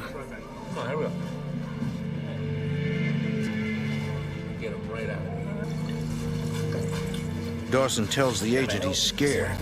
The hitmen want him to leave with them. I said, Earl, you're not leaving this place with them. Leaving, you're not leaving. Agent Callie tells Dawson to wait in the restroom. Listen to me. Stay right here, and I'll be right back to get you. All right. Just stay right here. The agents finally approach the men. They say they know what they came to do. It's time to get out.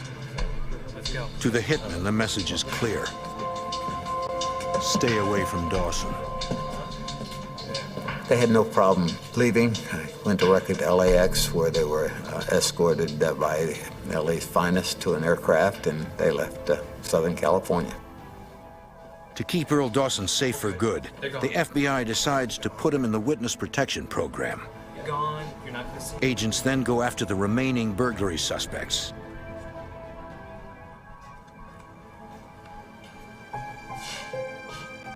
Investigators secure warrants to search their last known addresses.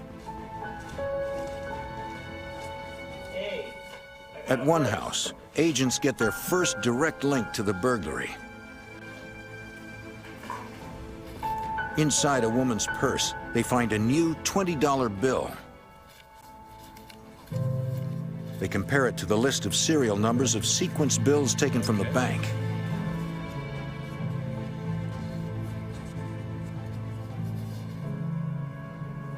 It's a match. Special Agent Buddy Nix at the Youngstown FBI office receives information from an informant indicating that these gang members had been known to bury the cash they stole until they could launder it safely. We identified about a 20 or 25 acre field that we had information that some of the loot was buried in. We dug in that field for days on end, and using picks and shovels and probes, and we finally rented a bulldozer. The land is adjacent to property owned by James Dincio. After more than a week of digging, agents hit the jackpot. They unearthed several footlockers filled with millions of dollars in cash and bonds that they're able to trace back to the Laguna Niguel bank burglary. Agents then get yet another tip. A neighbor of gang leader Emil Dincio calls police. A lot of money in there. He reports finding a cooler buried in his yard. It is filled with nearly $100,000. Right over there, Mr. Dincio. Investigators match their serial numbers to those taken from the bank and recover Emil Dincio's prints from the cooler. With more direct evidence against the gang, agents begin making arrests. They first go to Ronald Barber's Southgate, California home. They are armed with search warrants.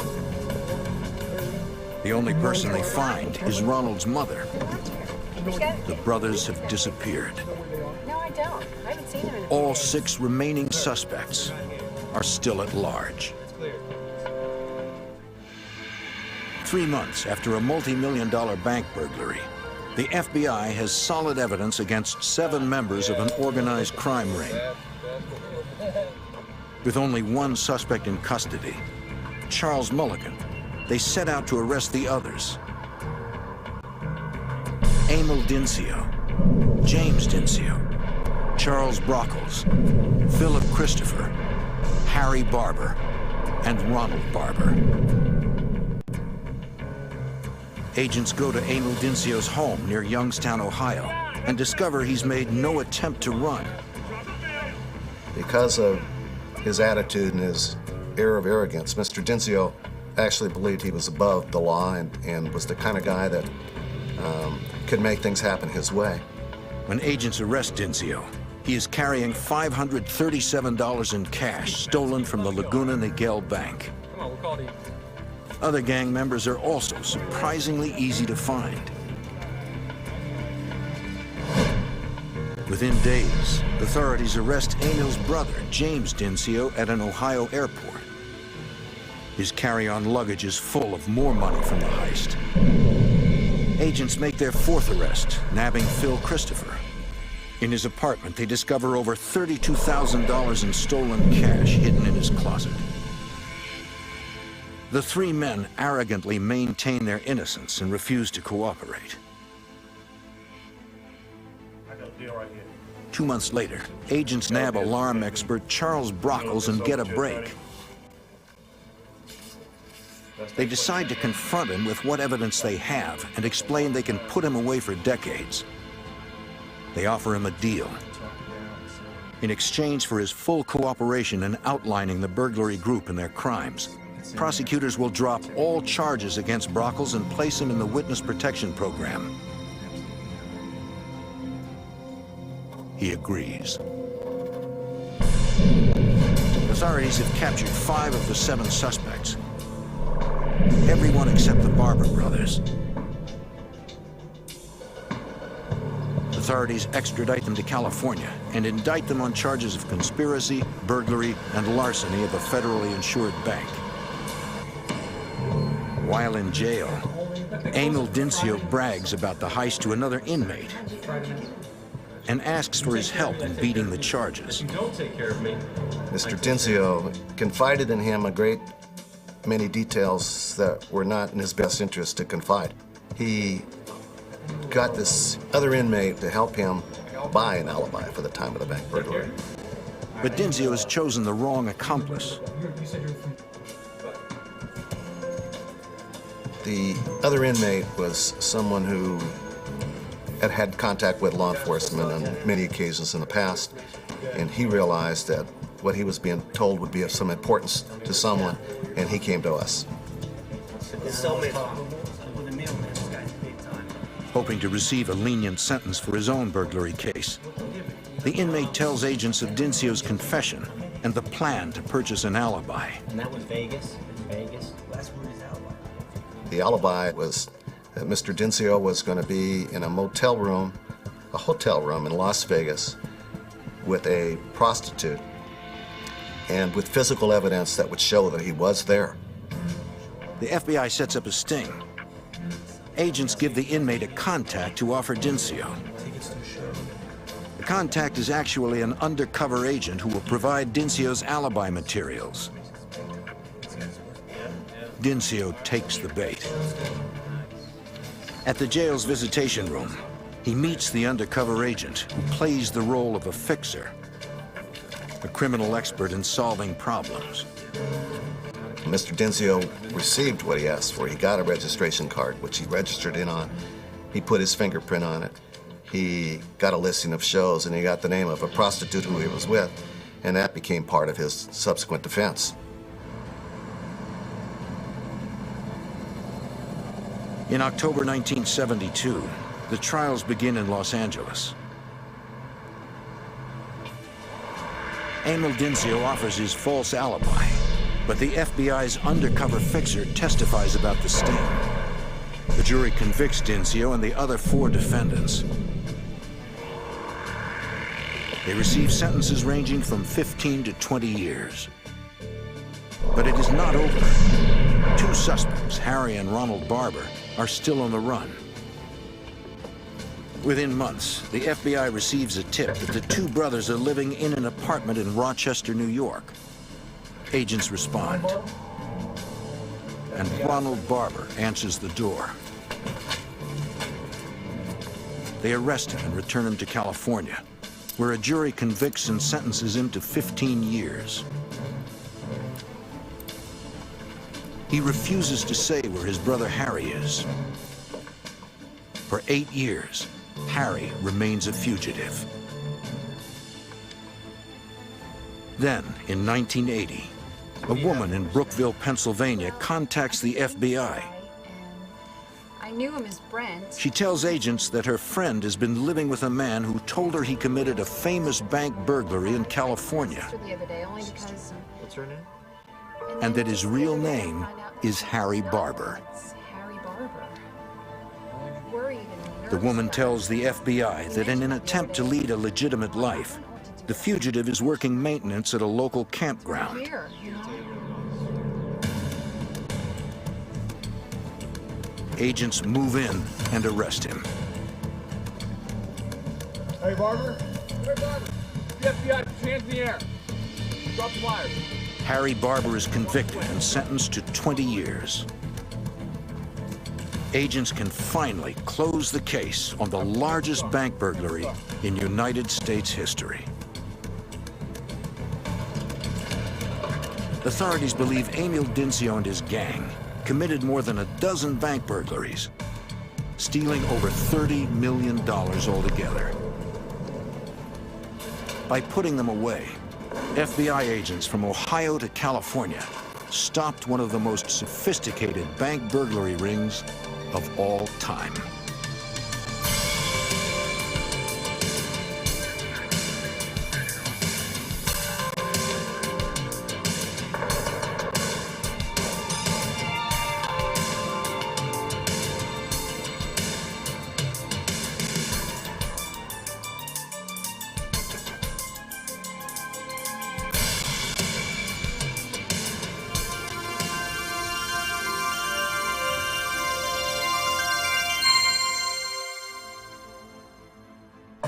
In Las Vegas, fortunes are won and lost through games of chance, but some try to beat the odds with violence. A ruthless band of vicious thugs strikes several casinos, taking thousands of dollars, leaving a bloody trail in their wake. Local police and the FBI team up to identify and track down the deadly gunman, who will stop at nothing to avoid capture.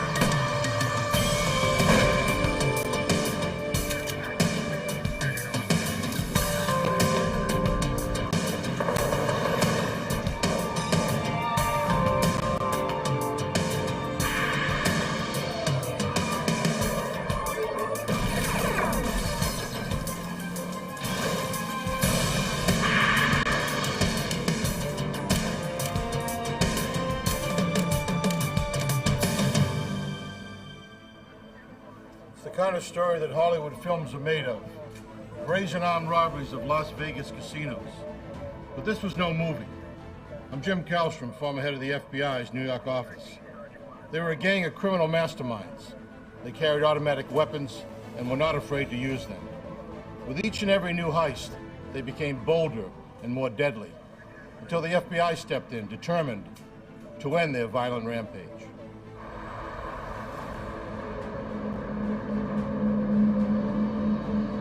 Las Vegas, Nevada, September 20th, 1998. It is shortly before noon at the MGM Grand Hotel and Casino. Two armed couriers, escorted by an MGM security guard, transport the casino's money toward an exit where an armored truck awaits. Suddenly, two gunmen confront them.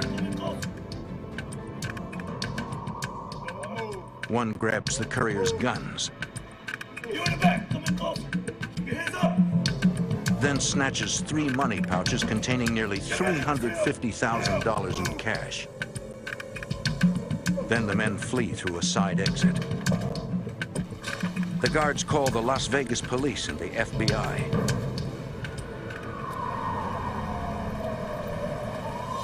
Detectives and agents respond to the casino and interview the guards, who give investigators a rough description of their assailants. Any kind of logo on the jacket? Not that I saw. Okay. It was two Latinos. I think they're pretty sure it was Latinos. What kind of guns were they? They were, not The robbers left no physical evidence at the scene. Right. Two semi-automatic weapons. Right. They were standing like right here, and I guess. The MGM, like all Las Vegas casinos, has a vast network of security cameras. FBI agents review video of the crime.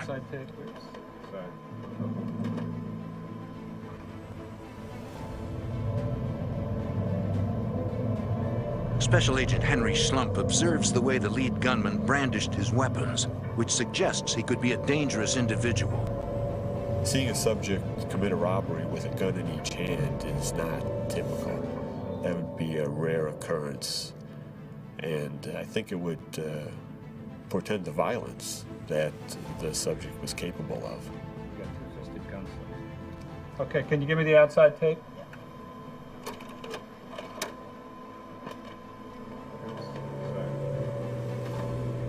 They go directly out to the sidewalk and down the street. Agents also watch footage captured by the hotel's exterior cameras, which reveals that the robbers fled across the street toward a neighboring hotel. Investigators go to the Hotel San Remo and review surveillance video from their exterior cameras. They see the robbers get into a pickup truck driven by a third man. Stop. But the video cannot provide a viable lead, according to FBI Special Agent Castle Nishimoto. The quality of the film wasn't as such that we could make out exactly the numbers on the plates. We had a few partials on the numbers, but we couldn't see the whole plate. We could only read the first three numbers, but we couldn't get the three alphabet letters after that.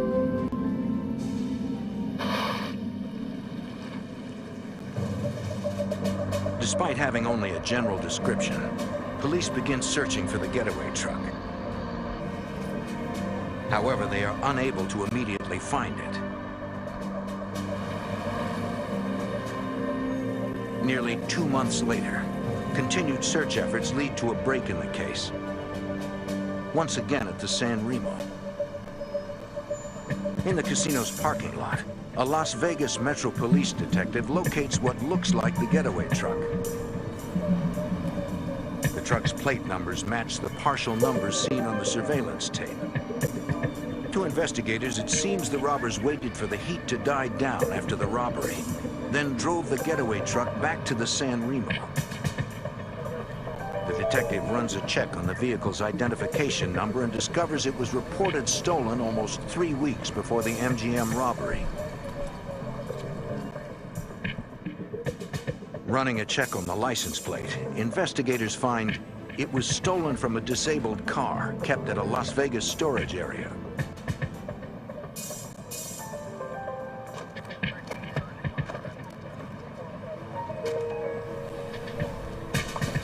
Can I help you?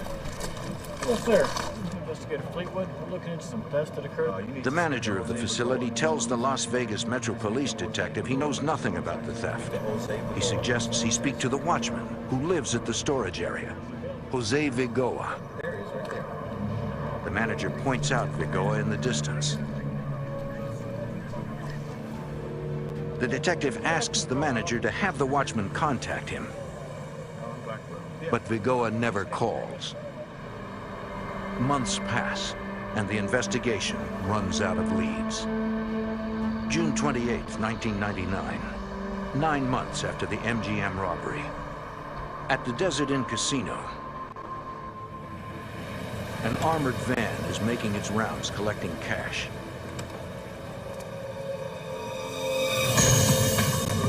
Two gunmen confront the guards.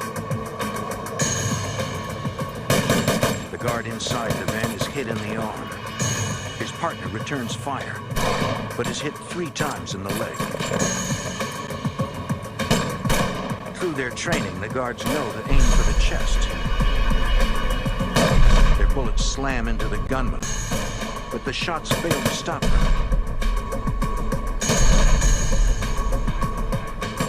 They must be wearing body armor. The guard on the ground manages to get to the safety of the armored vehicle.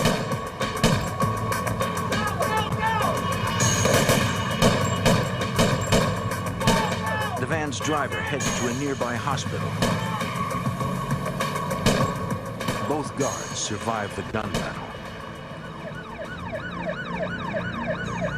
Within minutes, Las Vegas police and the FBI converge at the Desert Inn.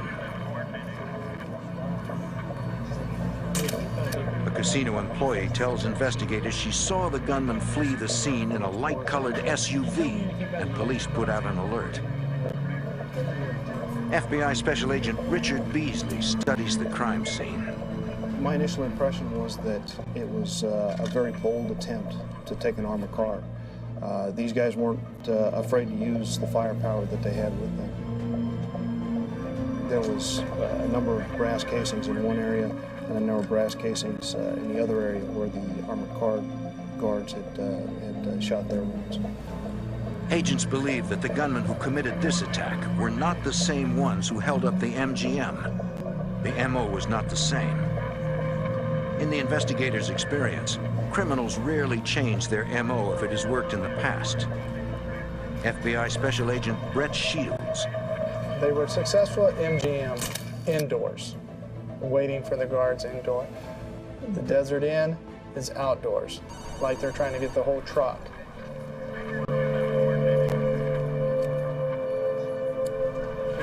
10 minutes after arriving at the scene, Agent Beasley gets a call that the getaway car has been found. I'll be right here. One of the uniform officers had been patrolling the area looking for this vehicle, and they found it in the parking lot of a small motel. We looked inside and we could see shell casings on the floor, and there was a .45 caliber shell casing on one of the running boards. Investigators also find an empty water bottle inside the vehicle. It is preserved in the hopes of recovering DNA evidence from it. Nearby, agents interview a man who says he saw the men who were driving the SUV. There was a witness there that had been walking his dog that had witnessed the exchange of the vehicle.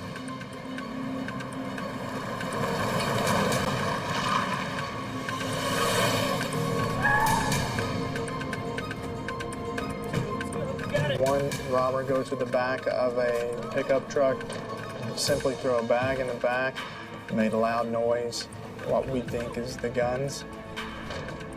The other two jump into the front of this pickup truck. Let's go, man. Let's go. What's the matter? The key. The key doesn't work, man. Okay. They were having difficulties actually getting the vehicle started.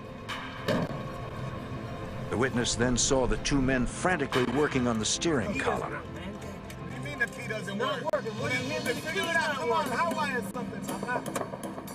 He didn't know whether they were messing with it to hot wire it or what.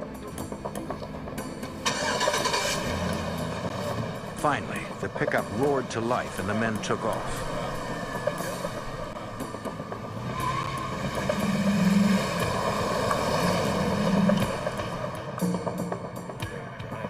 Agents wonder why the robbers had to hotwire their own getaway vehicle. Presumably, they had placed the truck there ahead of time. So why didn't they have the keys?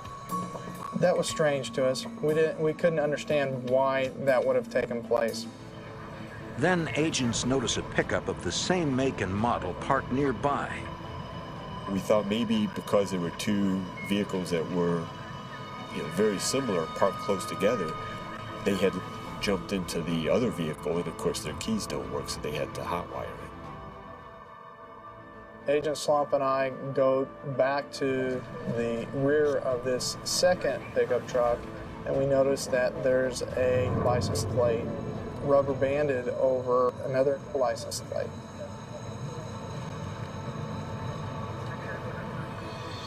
The FBI runs the vehicle identification number on the pickup and discovers that it belongs to an ex-con named Pedro Duarte.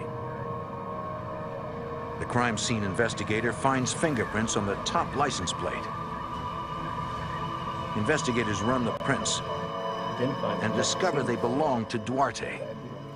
This suggests that Duarte rubber banded the stolen plate to his own pickup.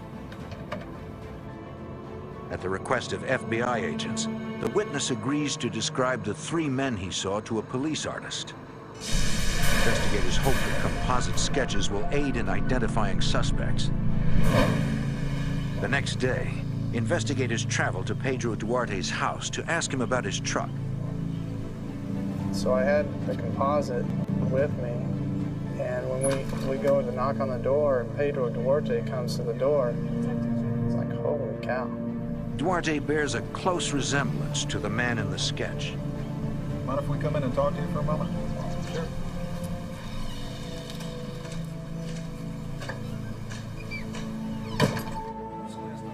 When asked about his truck, Duarte insists that it was stolen. Police records show that it was in fact reported stolen, but that was hours after the attempted robbery at the Desert Inn. His story was that he and his wife had had personal problems, and so he went down just to walk the strip. So he had parked his vehicle and was just walking up and down the strip, and that he had fallen asleep on a bench. Duarte claims that when he woke up, his truck was gone. You know, just nonsense. None of his story was true.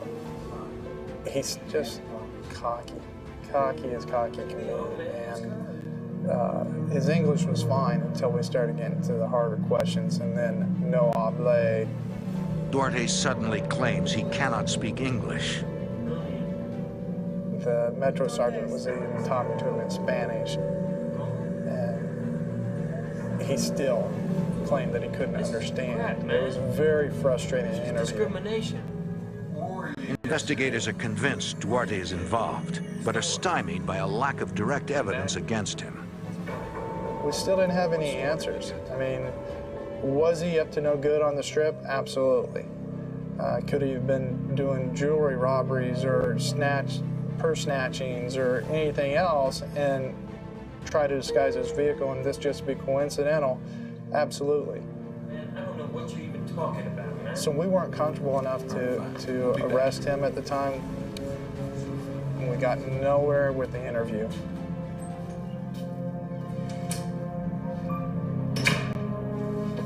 Hoping to get a positive identification on Duarte, Agent Shields shows a photo lineup to the only witness who has seen the faces of the Desert Inn robbers.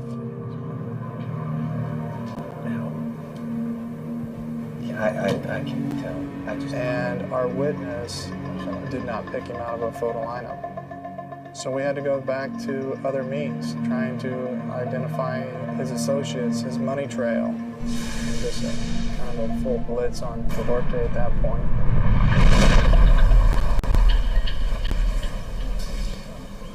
In an effort to gather any incriminating evidence against their suspect, investigators set up surveillance on Duarte.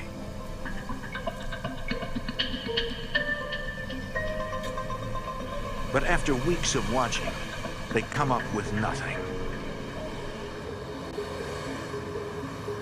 The Mandalay Bay Casino, October 11th, 1999, 4 months after the attempted robbery at the Desert Inn.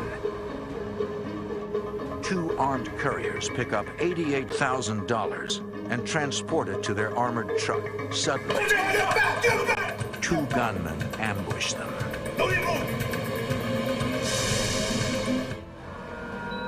In the fall of 1998, 2 gunmen execute a brazen robbery inside Las Vegas's MGM Grand Casino, taking almost $350,000. Now, a year later, couriers collecting money at the Mandalay Bay Casino are under attack.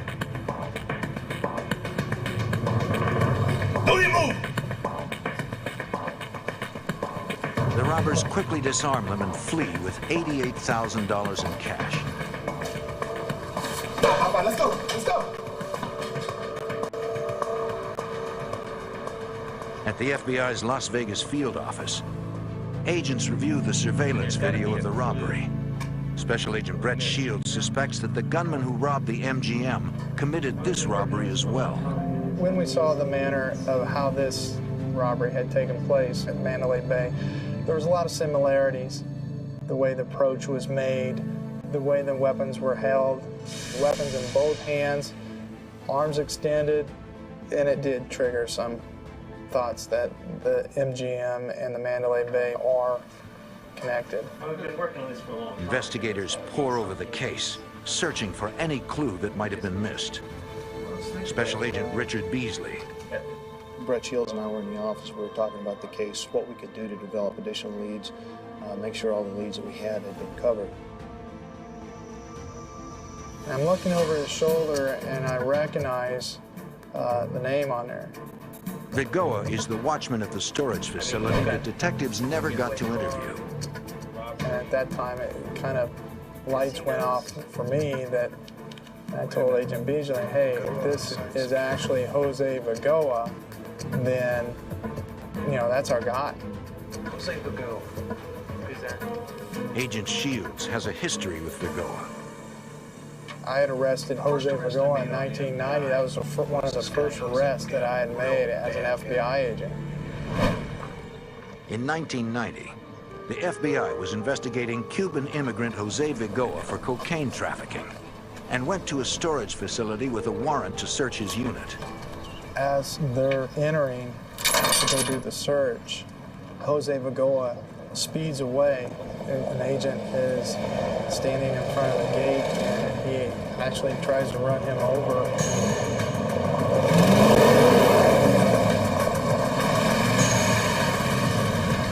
That's his personality, you know, that's just the type of person that he is, that he's not going to be taken by the police without a fight, and no respect for life or anybody but himself.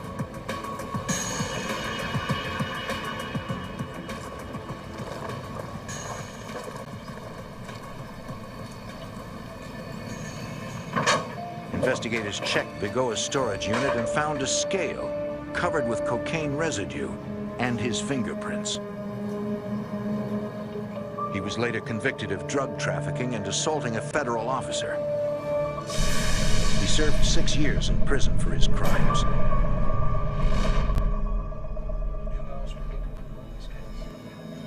Shields remembers that Pedro Duarte was questioned in connection to the recent Desert Inn shootings. Duarte is Jose Vigoa's brother-in-law.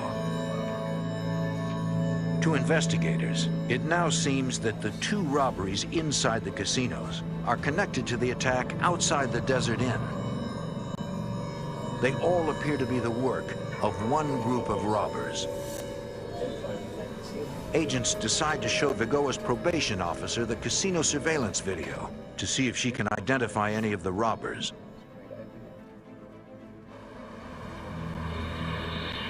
The next day at the FBI office, Vigoa's probation officer watches surveillance tapes of both the MGM and Mandalay Bay robberies.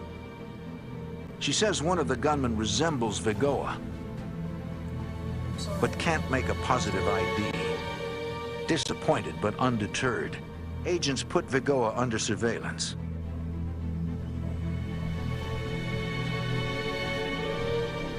According to his probation officer, Vigoa earns only $10,000 a year and lives in a shack at the storage facility where he works. But Agent Beasley discovers that Vigoa actually lives in a middle-class house. We did financial background checks, and the house was in fact purchased just a few weeks after the MGM robbery. It was interesting to us because about $19,000 in cash had been put down on this house. The house was not purchased in Vigoa's name.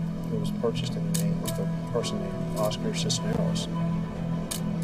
Agents suspect Vigoa is using Cisneros as a financial front to hide his purchases. We knew after talking to Vigoa's probation officer that Vigoa was supposed to be working a labor-type job. He wasn't supposed to have much money. So if assets started showing up in Vigoa's name, that would certainly raise suspicion to his probation officer. Vigoa's finances are questionable, but they are not an indication of guilt. We didn't have any eyewitness identification of him in these robberies. And just because somebody's spending a large amount of cash doesn't necessarily mean that they were involved in a robbery. Vigoa was a convicted drug dealer. We didn't know if he was back in the drug trade, which would account for him having a large amount of cash. The results of the financial background check are not enough to move the investigation forward. We didn't have probable cause yet for any kind of warrant to go search Vigoa's house or his property or his vehicles. It just wasn't there yet. Even if we had even the minimal for a search warrant, we may not be ready to actually do it yet. We want to develop additional so we have enough to make the arrest and get a conviction, not just get enough for a search warrant for the house.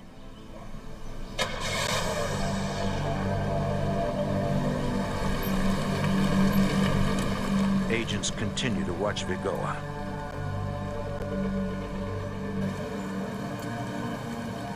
Five months later, on March 3rd, 2000, in the neighboring suburb of Henderson, local police and the FBI respond to a report of an assault on an armored vehicle in front of the Ross Dress for Less department store. 2 guards are dead. When we arrived, there was police tape up. There was cars all over the place. Witnesses were scattered, and there was the body of one of the security officers in the parking lot next to the truck. It was not a good scene. Investigators work to determine the series of events that led to the 2 deaths. We started interviewing people in the parking lot, people in the surrounding businesses. A lot of people had heard the shots. Some people had seen the shots. Some people had seen the vehicle driving away. Everybody had a small piece to the puzzle that we were trying to put together. According to witnesses, around 11:15 a.m., an armored van parked in front of the department store.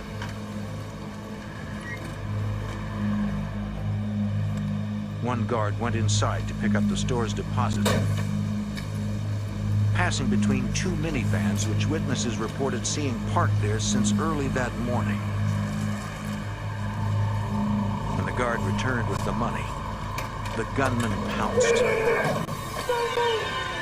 The courier drew his weapon and fired, hitting one gunman in the knee.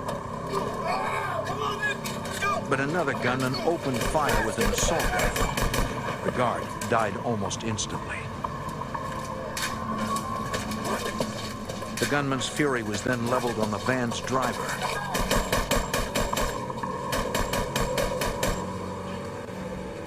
The lead gunman grabbed the money bags. All 3 men made their escape in what witnesses described as a beige sedan. Their total take was less than $5,000. The amount of violence used in that crime was just incredible. The number of rounds that were fired and the brutal cold-bloodedness that these security officers were killed was just uncalled for.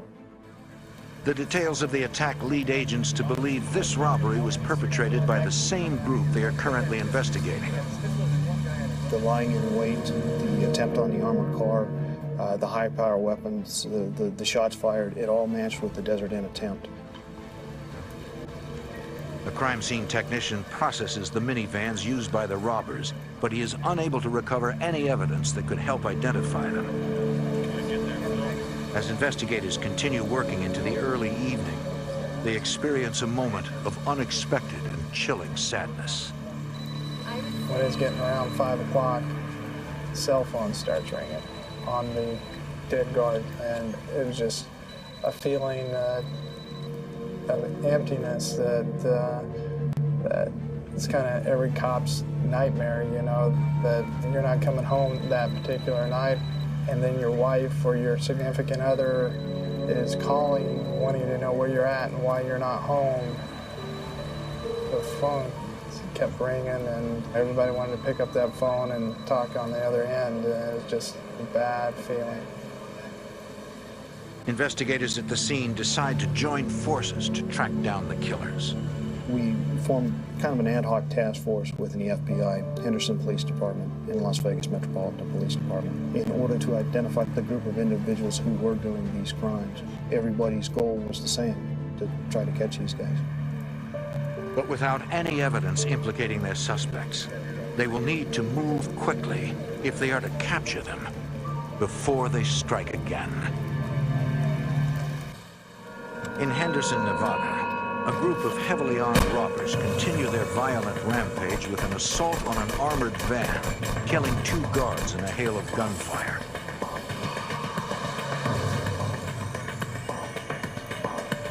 A few hours after the attack, police locate the robbers' abandoned getaway car in a parking lot. FBI Special Agent Henry Schlumpf investigates. We got there, we could see there was blood in the driver's seat of the vehicle. Witnesses to the robbery had reported that one of the gunmen had been shot. A crime scene technician collects the blood as it may become valuable later as DNA evidence. Agents run the plates on the getaway car and the vans left by the killers at the scene of the robbery and find that they were all stolen from a rental car lot. The task force is unable to definitively identify suspects in the robbery, but they are confident it is connected to a string of similar heists over the past 18 months. Those crimes have been tied circumstantially to ex-cons Jose Vigoa and Pedro Duarte, Vigoa's brother-in-law. But without any hard evidence implicating the pair, the investigation stalls.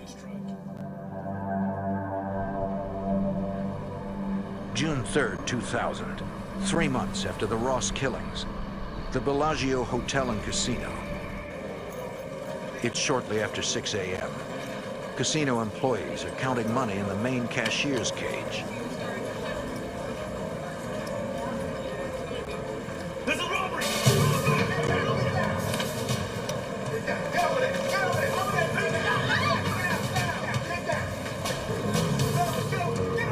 Gunmen force frightened employees into a corner and then clean out the money drawers.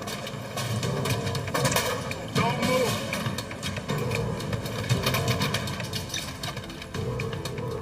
The robbers take over $144,000 in cash. But the gunmen are not finished. They want more. They target a nearby change booth. This time, the robbers allow the cashier to leave. They steal an additional $10,000. The security guard notices the fleeing cashier on a surveillance camera and zooms in for a closer look.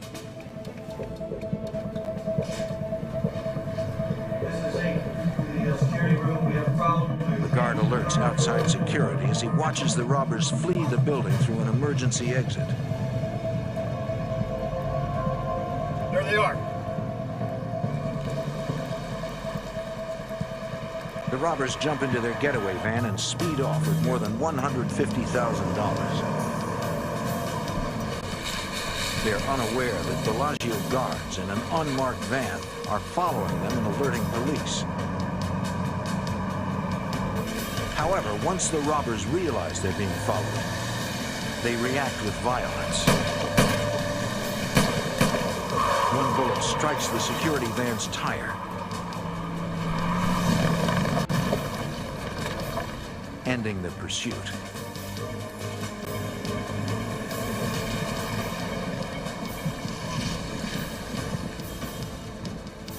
Fortunately, none of the guards are injured. They provide police with the make, model, and license plate number for the vehicle. When FBI Special Agent Brett Shields hears the details of the heist and the robbers' violent escape, he is convinced it is connected to their suspects. And it shows the mentality of these guys that they weren't going to get taken. They were going to shoot it out, they were going to run, they were going to do everything they could to get away. At the Bellagio's security office, agents ask Jose Vigoa's probation officer to watch surveillance video of the crime, hoping for a positive ID.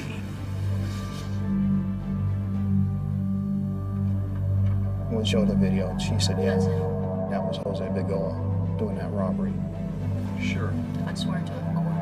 This is the break agents need to bring in Vigoa.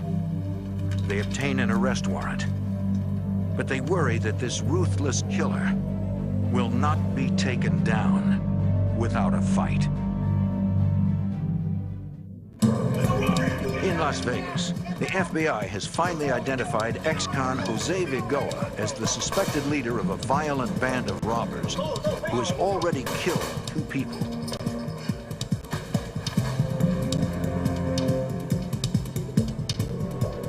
Agents obtain an arrest warrant for Vigoa and move to apprehend him.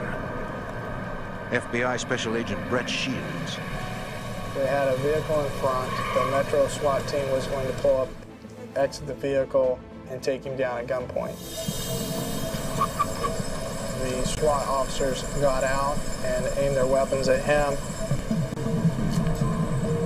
FBI, get out of the car now! I pulled around the SWAT vehicle. He and we're side by side, and I'm actually showing him my credentials, and he's acting like, who are we? And the vehicle in front of him wasn't close enough to his vehicle. So he was able simply to pull out and to proceed.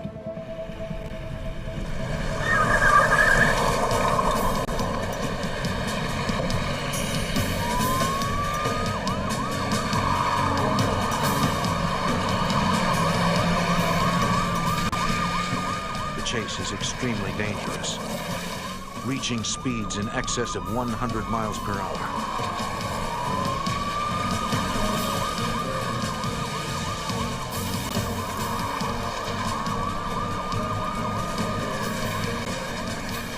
The suspect refuses to slow even for a second. After a few miles, Vigoa loses control of his vehicle and hits a tree. He exits the vehicle and flees. He's gone. He's jumping over fences. He's going. Las Vegas SWAT officers chase after Vigoa while Agent Shields inspects the wrecked vehicle. To his surprise, he finds Vigoa's wife in the passenger seat.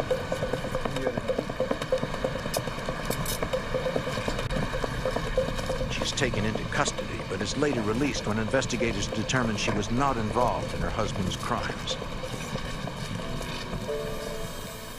In the back seat, Agent Shields finds Vigoa's daughter. His wife is in the vehicle along with his little girl. Total disregard for them. Doesn't care that he's leaving them to face the police and all the weapons that's going to be drawn on them. He's taking care of himself. SWAT officers finally catch up to Vigoa and take him down. I arrive right as he's getting picked up. He's just arrogant. You can't touch me. I'm the man. So I said, well, we can't touch you. And basically told him this, it ends here. And he's not going to see the light of day again. To ensure a conviction, agents need more proof.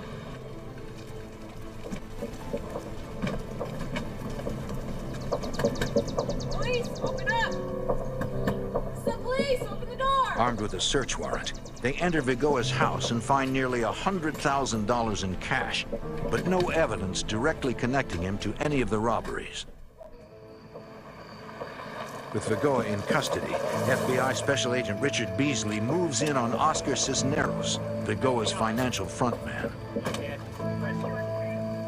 We needed to talk with Cisneros about the assets that were in his name being used by Vigoa.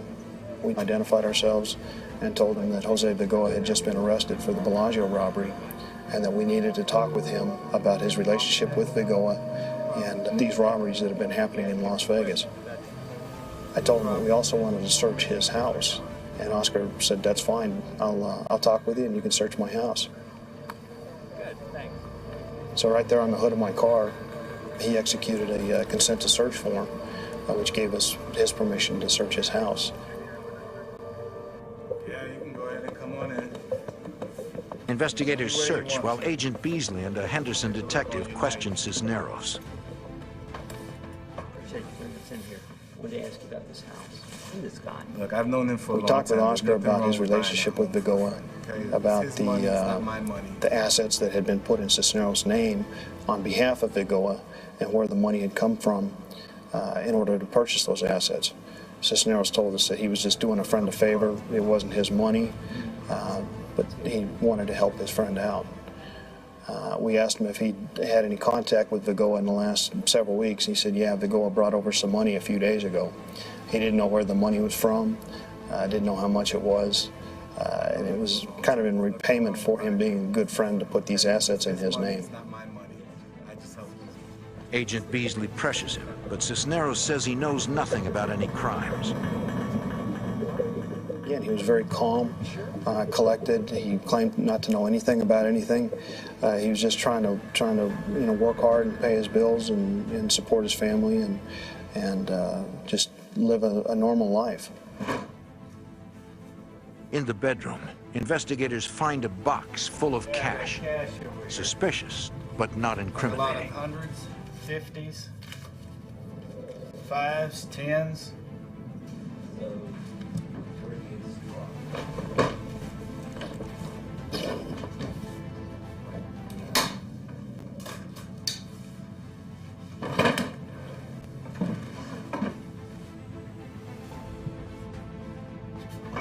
After searching for an hour with no results, an investigator on a hunch decides to search for any hidden compartments. I've got something here.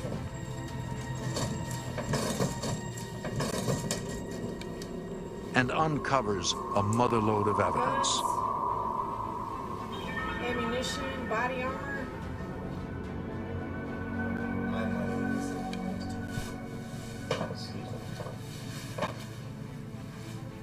Agent Beasley talks with the searchers. They said, Rich, we found it. We found a secret compartment in his closet. Appears to have everything in it that's going to be what we've been looking for. The agent needs to know if the items in the closet were used in the robberies. So I immediately went back where Oscar was sitting. I said, Oscar, we found it. We found your closet. What's going to be in there? He kind of sighed. He looked down. He said, the guns, everything. So at that point, I knew that he was going to be more of a player than what I thought he possibly could have been. The agent asks him about a scar on his knee. So tell me. And I could see the inside of his right knee, and there was like a puncture wound. I got shot. Shot? Where? At Ross. We were just ecstatic. We identified one of the people who had been shot at the Ross, and we were well on our way to solving that killing. All right. How much time am I looking at? He started asking us what kind of penalty he was looking at, what kind of prison time, and we were very honest with him. We told him, we couldn't tell exactly for sure what he was looking at, but it could very well be the death penalty. Because of the murders with the aggravated robbery, and he continued to ask us more about the potential penalties. I can beat the death penalty. I could always put in a good word for you. But I mean, you're going to have to help us out here. All right, look. Eventually he confessed to the Ross killings, the Desert Inn attempted armored car robbery, the MGM robbery, the Mandalay Bay robbery, the Bellagio robbery. Okay, the lead guy is Jose Vigoa. That's the lead guy. Based on Oscar's confession, we learned that Vigoa was the ringleader. He was the one who was organizing everything, deciding which hits to do. His brother-in-law, Pedro Duarte, had been involved in the robberies until the Desert Inn. After that, they brought in another individual, Luis Suarez, and he had taken part in the Ross killing as well. I think Cisneros eventually confessed to us because he truly had remorse about what had happened, not so much with the robberies, but with the killing of the armored car guards. As Cisneros continues to confess, investigators process the evidence in the bedroom. They were taking each piece out, cataloging it, making sure that nothing was disturbed as far as fingerprints or DNA type evidence.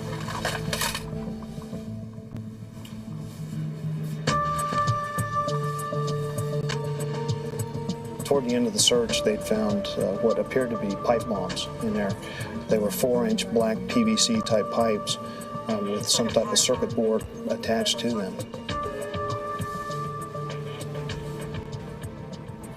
Investigators confront Cisneros about the bombs, asking if they are real.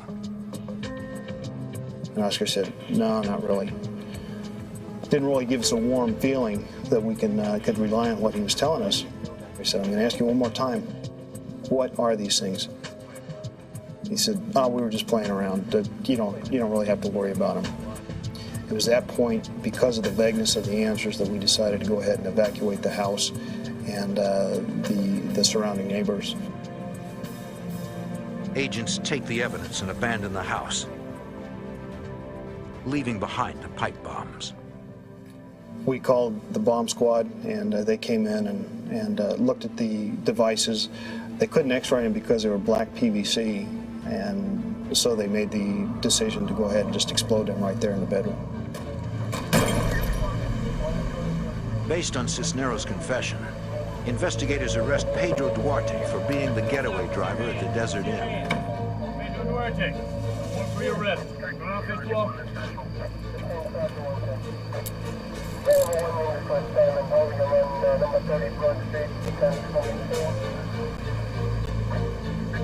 Investigators move to arrest the final robber, Luis Suarez, but he has fled the state.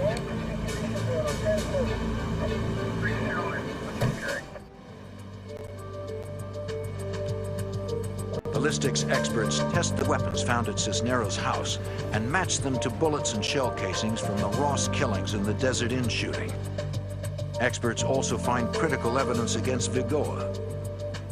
We found Vigoa's fingerprint on one of the bullets inside one of the magazines that was in Cisneros' closet. Prosecutors hold Oscar Cisneros at the Clark County Detention Center and intend to use his testimony at trial against the other robbers.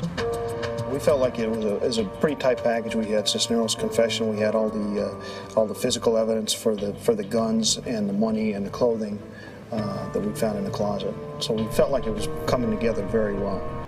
But one event would put the entire case in jeopardy.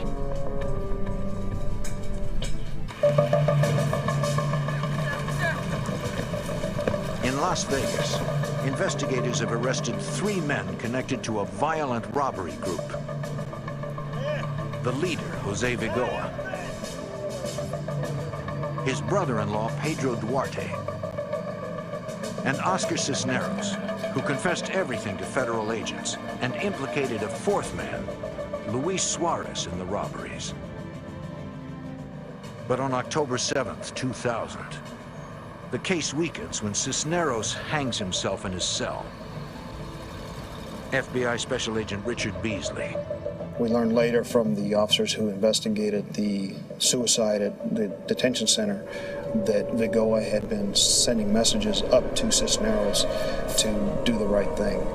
I think that Cisneros didn't want to put his family through any more problems, and he just didn't want to deal with it, so he took the easy way out and killed himself. When Cisneros dies, his confession dies with him, since it would be inadmissible in court. The prosecution team turns to forensic science to tie the other robbers to the crime. DNA evidence from the recovered water bottle and ski masks links Vigoa, Duarte, and Suarez to the crimes. The blood evidence recovered belonged to the now deceased Cisneros. While prosecutors prepare for trial, agents track down the remaining gunman, Luis Suarez, who fled Las Vegas and is hiding in Florida.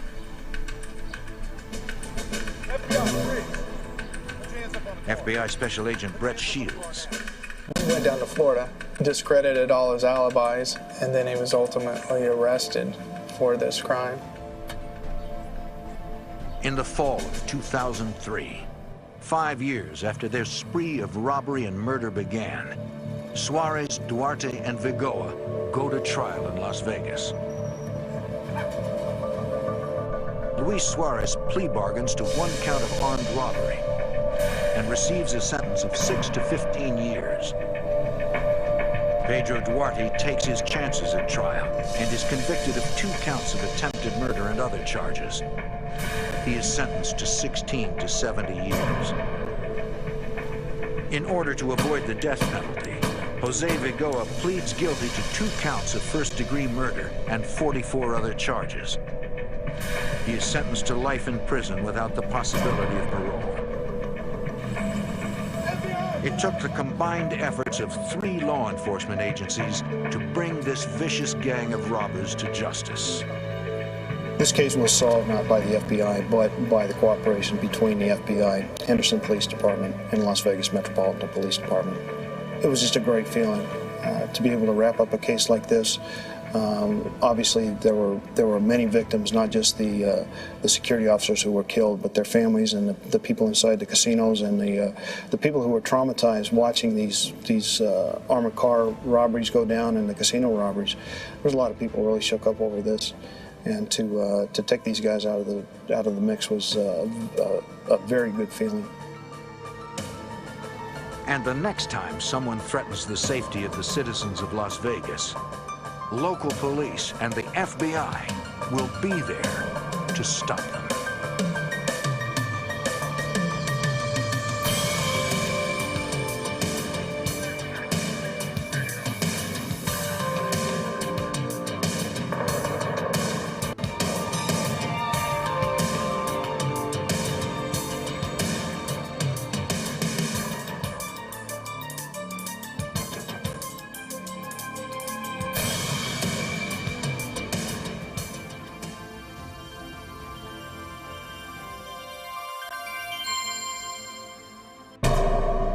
They work with perfect precision, stalking their prey, waiting for the right moment to strike.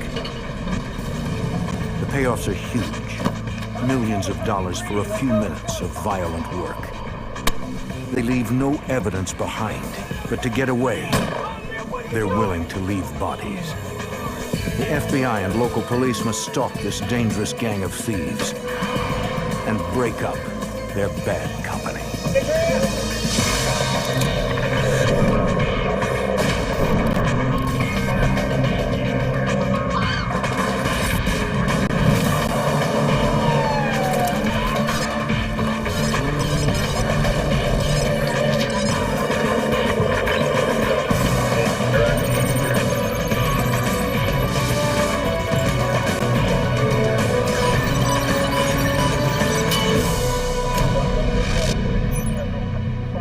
In Boston, FBI agents and local police tracked a gang of robbers who specialized in armored car takedowns. Their MO was familiar. The gang used precise timing to steal millions in cash and burn their getaway cars to destroy evidence. I'm Jim Kallstrom, former head of the FBI's New York office. As the robberies grew more violent, agents launched a complex sting to trap a deadly ring of thieves and shut down their dangerous operation.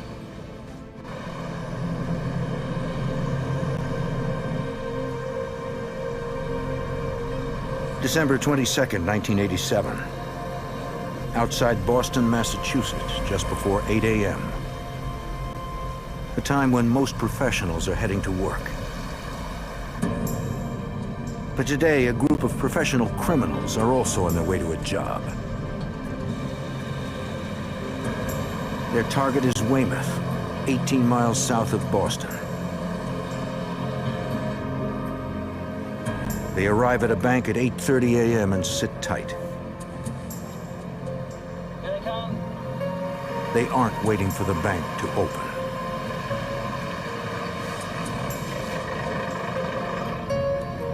All right, guys, lock and load.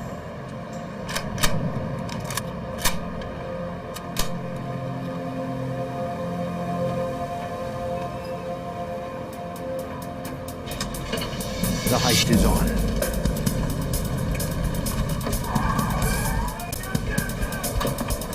See those hands? Hands up! Hands up! Lock! Let's go! Let's go!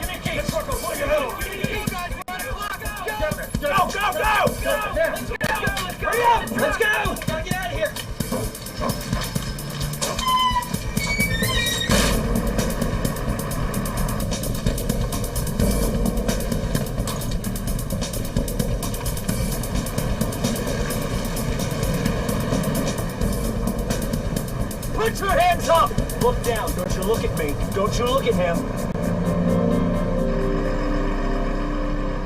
They stop a few hundred yards away behind a nearby shopping center. Hands up! Get out! Get out! Get out! Don't move! Let's go, guys! Come on, let's go!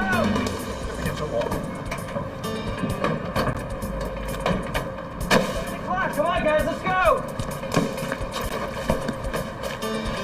Come on, you guys, hurry up, hurry up! Come on, let's go, we're on the clock, let's go! Come on, we're almost there, let's go, let's go!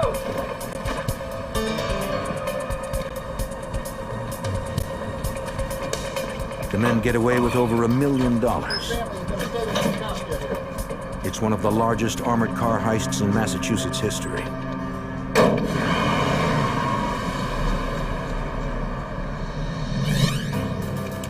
Weymouth police get the call about the robbery and notify the FBI. Police officers and agents respond within minutes.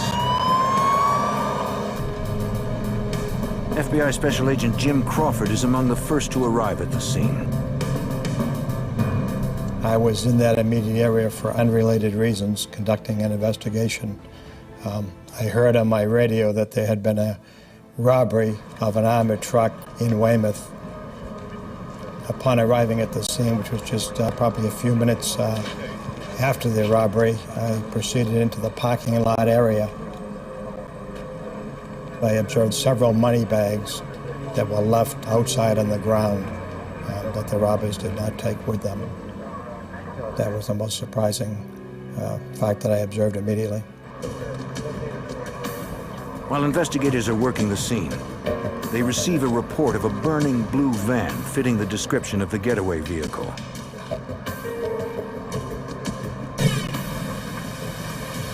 The van is less than a quarter mile from the bank. There was a vehicle there that had been burning for probably at least 10 minutes, and pretty much it was burned out completely. There was no determination of any vehicle identification number. There was nothing of any evidentiary value found in that vehicle. At the bank, forensic investigators comb through the front parking lot where the robbery began. They search for anything the robbers might have left behind, but find nothing.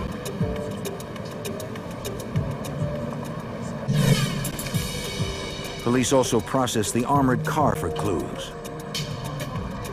Again, they find nothing. The armored car crew tells agents they didn't get a good look at the robbers' faces because they wore masks. All of them had masks, but I think they were white because I could see one of the eye holes. The robbers also wore gloves. Forensic techs don't lift a single usable print. What troubles agents most about the heist are the robbers' tactics. It was very unusual. Gunmen unloaded the vehicle, and they had a countdown. One person was serving as a count. He used a stopwatch. They knew exactly how much time they were going to spend perpetrating the robbery. The professionalism that they handled the truck, the getaway area where they had burned out the vehicle, very professionally accomplished. The job is so professional, agents have almost nothing to go on. The only clue investigators have is puzzling. I believe they left on the ground over $1 million. These robbers, whoever they are pros. Leaving that much money to stick to a timetable suggests they've done this before. This was the most disciplined, the most training, the most cautious group that I've been involved in with 30 years in the FBI. The agents know this is going to be a tough case to crack. This gang is good, and they probably are not working alone. Usually on this type of professional robbery, it's always looked at the possibility of an inside person. There was nothing to indicate here that was the case. I know the guards had been interviewed during the course of the investigation. but nothing to indicate that they were involved in this robbery. The precision of the Weymouth heist reminds Agent Crawford of the string of jobs pulled over 25 years ago by a legendary Boston criminal named Richie Harold. During later part of 1977, I was the case agent on a robbery of the Wells Fargo armored truck that occurred in Braintree, Massachusetts. As a result of that investigation, I developed sources that indicated the primary suspect in that robbery was an individual by the name of Richie Harold. In the 1960s and 1970s, Richie Harold and his gang were suspected in multiple armored car robberies which were considered to be perfect crimes.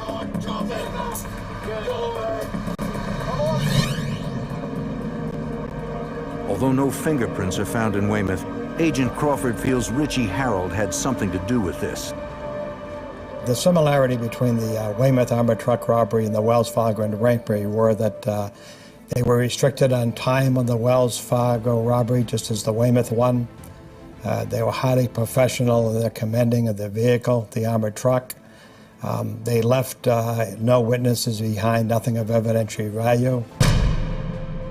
But Richie Harold couldn't have pulled off the Weymouth job. He's dead. The Boston area has always been a haven for armored car robbers. Agents know what to do. They hit the streets and start working the usual suspects. In the 60s and the 70s, Charlestown was kind of infamous to have a lot of young men that were involved in bank robberies and armored truck robberies. Hijackings of trucks, for example, were very prevalent in the 70s there, and then more professionals got involved with the perpetration of armored truck robberies during the 70s, the 80s. To broaden their reach, the FBI forms a task force with the Massachusetts State Police and Boston Police Department. They cast a wide net, questioning every informant they have. You're really depending on confidential sources to lead you at least the right direction, people that are involved in this type of activity. But the informants don't give the investigators anything. The investigation stalls. And agents know, with a gang this good, it is only a matter of time until they strike again. On December 22nd, 1987, robbers hold up an armored car at a Weymouth, Massachusetts bank and get away with over $1 million. Special Agent Jim Crawford. They were not foolish at all to go buying large purchases or talking to anyone, and they pretty much operated in secret and well disciplined to stay away from anybody that might inform on them. Despite the task force's best efforts, the trail of the Weymouth robbers goes cold. The task force disbands after a year of hard work. Even so, investigators fear they haven't seen the last of the robbers. I believe these individuals would strike again. Number one, they were successful. The amounts of money they obtained was very significant. There was no indication to them that they were being closely monitored by the police or the FBI. And it was a matter of time that they were involved in another robbery. Agents worry they will lose more than money if the robbers strike again. The individuals that take the task on robbing an armored truck, first of all, go with the idea that they're going to escape and perpetrate this robbery no matter what they have to do. That would include killing police officers. May 31st, 1989, a year and a half after the Weymouth robbery. At a bank in Fitchburg, Massachusetts, about 60 miles east of Boston.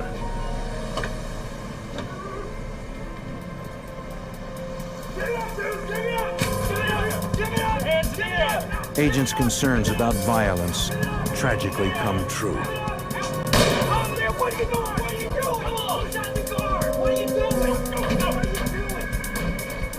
The robbers take control of the armored car in seconds.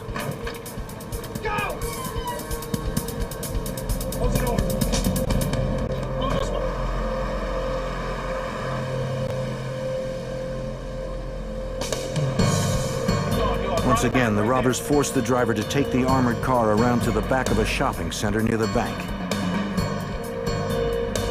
It is the exact same MO as the last robbery, only this time they leave very little money behind. Robbing an armored car is more lucrative than a bank heist, according to FBI Special Agent Jim Crawford. The average bank robbery today, between cameras and bulletproof glass and bait money, it's risky for not a whole lot of money, not substantial sums.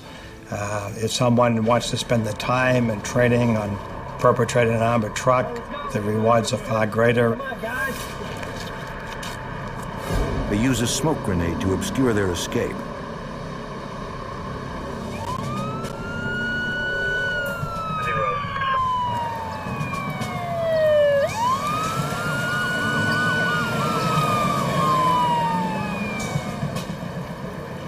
As the wounded armored car guard fights for his life, police try to find the men responsible.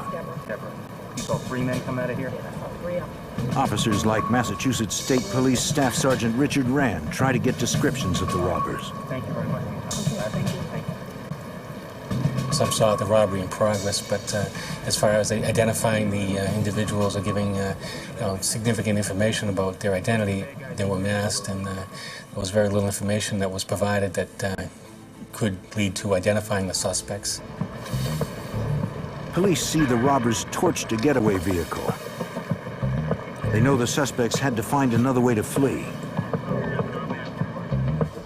The most likely escape route, into the woods. But there's a deep stream that would be difficult to cross. Further into the woods, investigators find a makeshift bridge over the water. They'd gone to the time of preparing their exit so that they could get across the stream and probably not get all that wet, so that they would obviously stand out to other people or law enforcement if they were approached in the short time after the robbery. Officers follow the path and come out in a residential neighborhood. Across the street, a potential witness. Police learn the man saw something suspicious just a few minutes earlier. Hello, sir. He watched 3 men walk out of the woods carrying large sacks. Then a car drove up.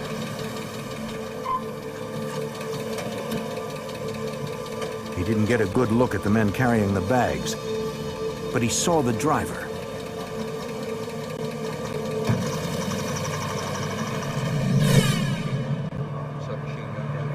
Police issue an APB for the car with 4 men inside and radio the driver's description. Police dispatch helicopters to search for the vehicle.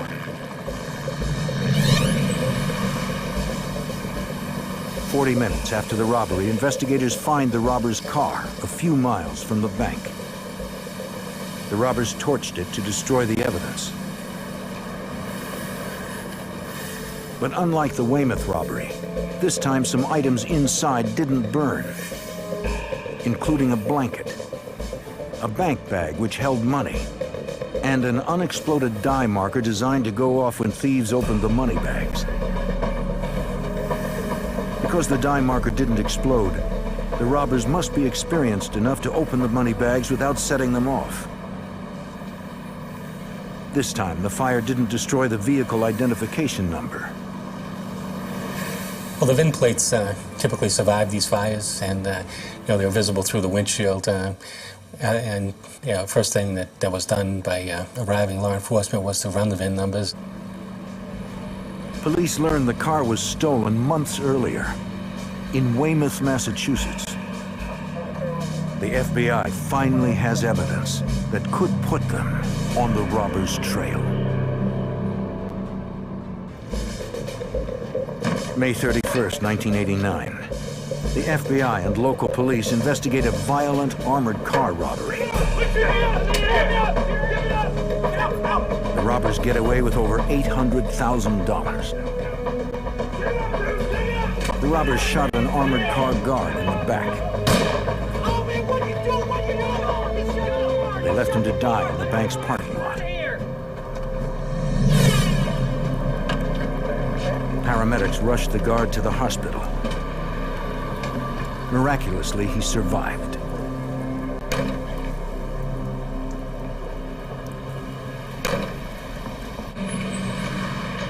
A few miles away from the bank, investigators found a burned getaway car.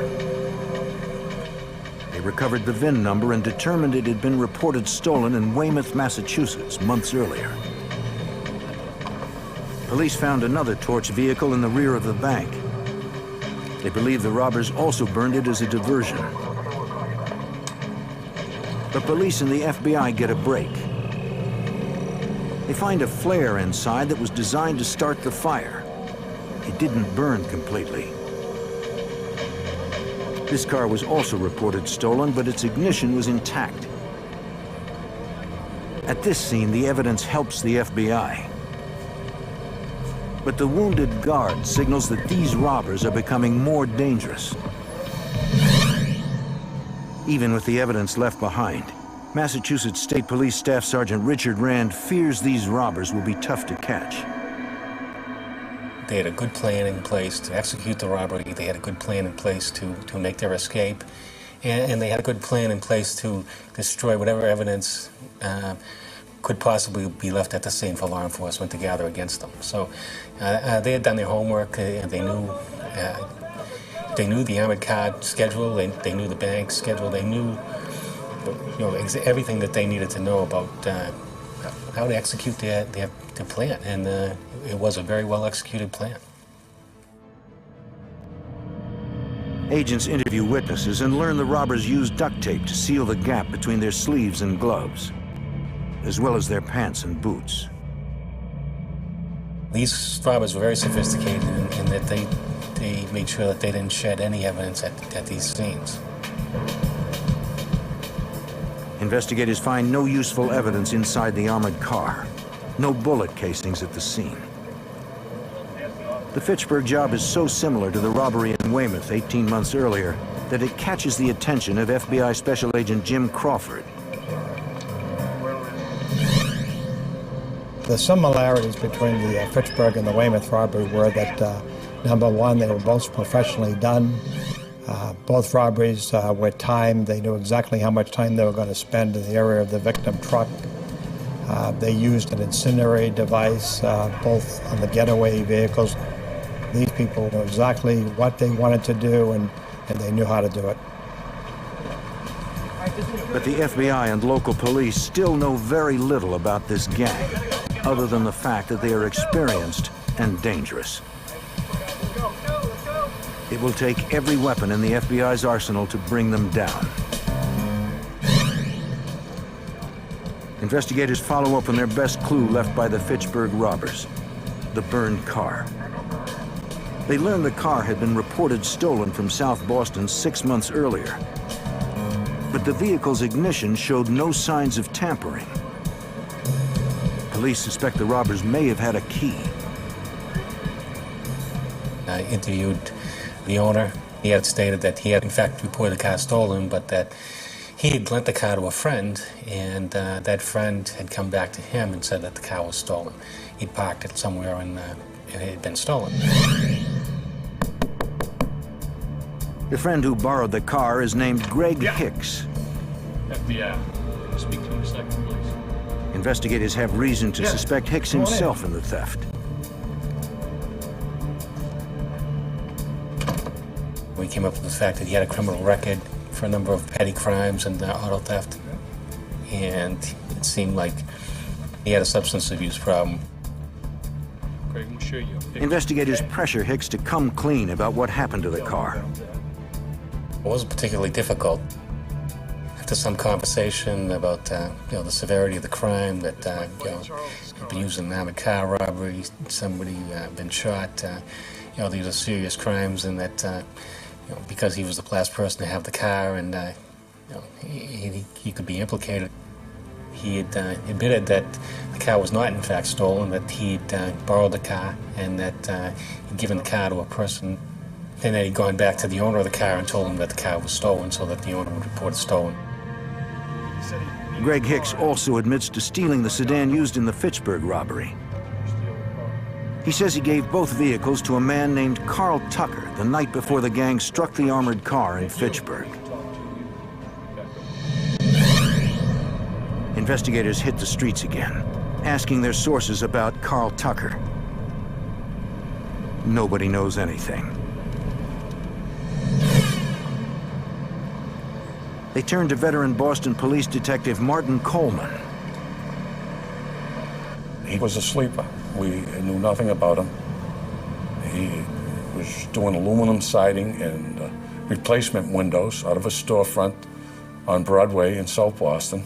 He owned the building, but his hobby was robbing armored cars and getting information about armored cars. Investigators do not have enough evidence to confront Tucker. There are no eyewitnesses to the crime, and he has made no incriminating statements. All they have is Greg Hicks' claim that he gave stolen vehicles to Tucker.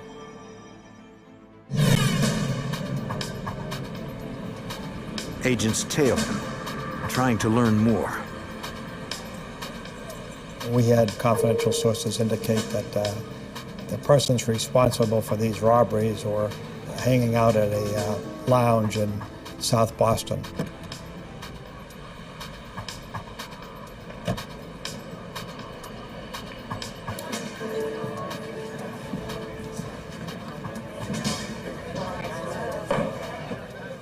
Investigators try to learn the identities of Tucker's associates. At the same bar, they see a known bank robber named Fred Rogan. Rogan has a connection to a robber Crawford knows all too well. He was an individual that came to my attention back in the 70s. He was suspect in the robbery in Braintree, associated with Richie Harold. I had done surveillances in the 70s and seen Richie Harold meet with him. On one occasion, I believed I observed them surveilling a bank in the area of Quincy, Massachusetts. If Fred Rogan was involved in the two armored car robberies, it would explain how the robbers could pull off such an elaborate job.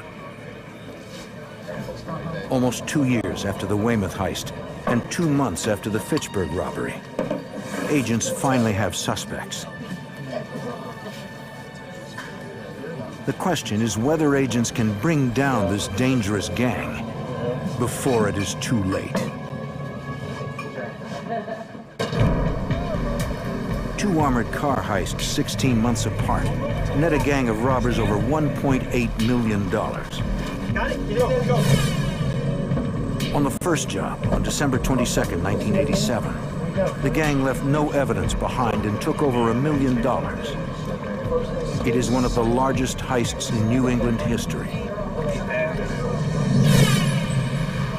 The second heist didn't net as large a take, but the robbers made an uncharacteristic mistake.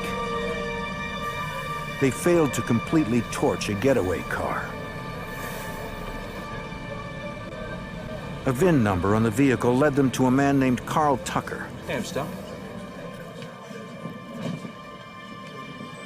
Tucker hangs out at bars frequented by Fred Rogan, the protege of a dangerous but now dead armored car robber named Richie Harold.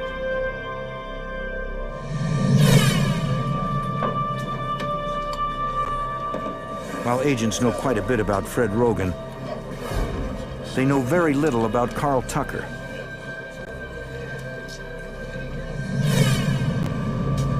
Investigators hit Boston streets to ask contacts in the city's criminal underworld for background on Tucker and any associates he might have.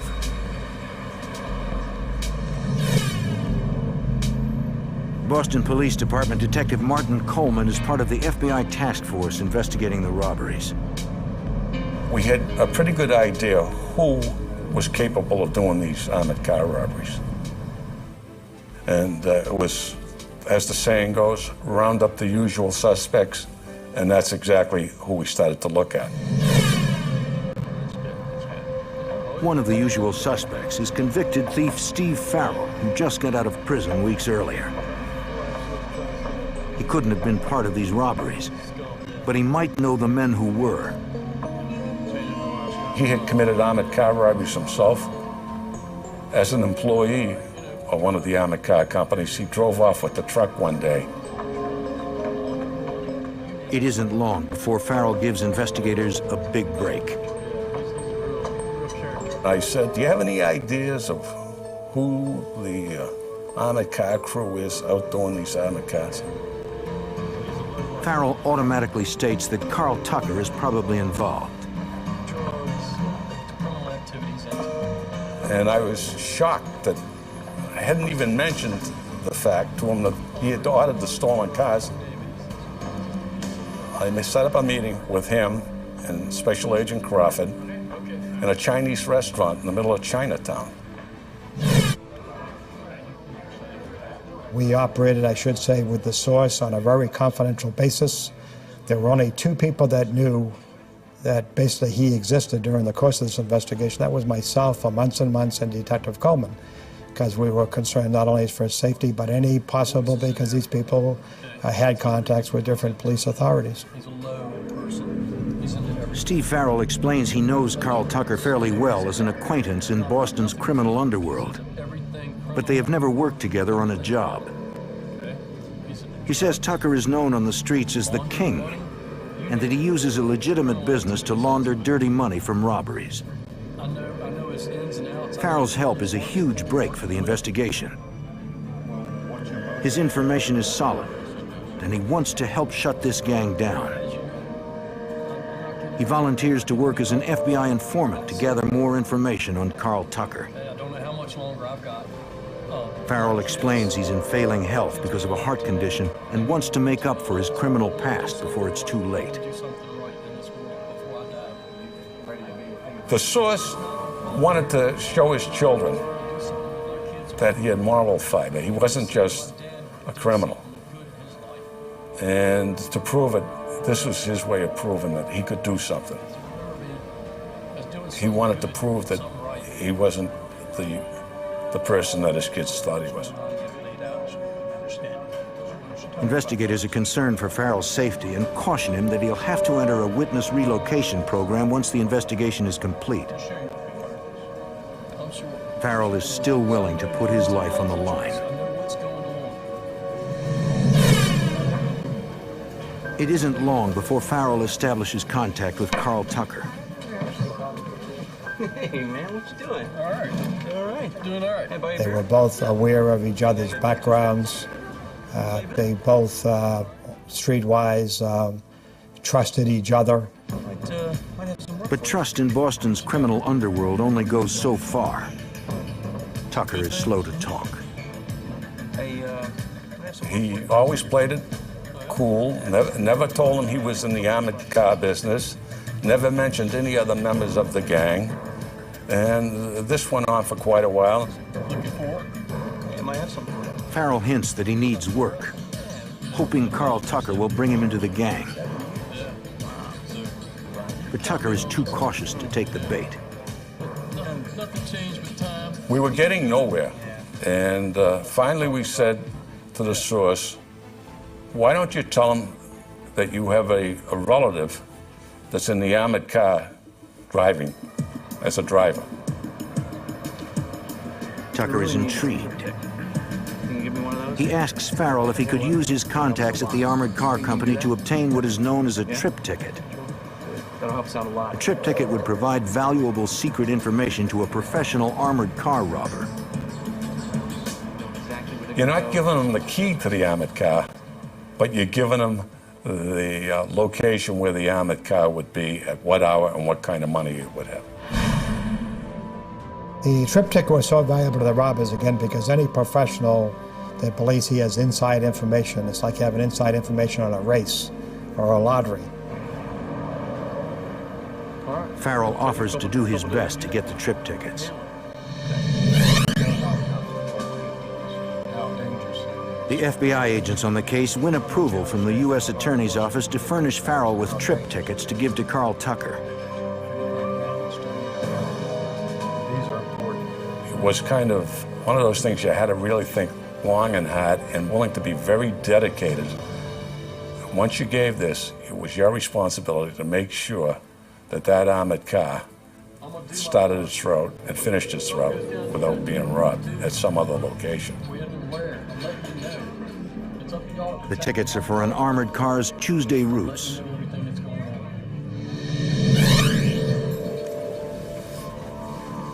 The handoff goes down.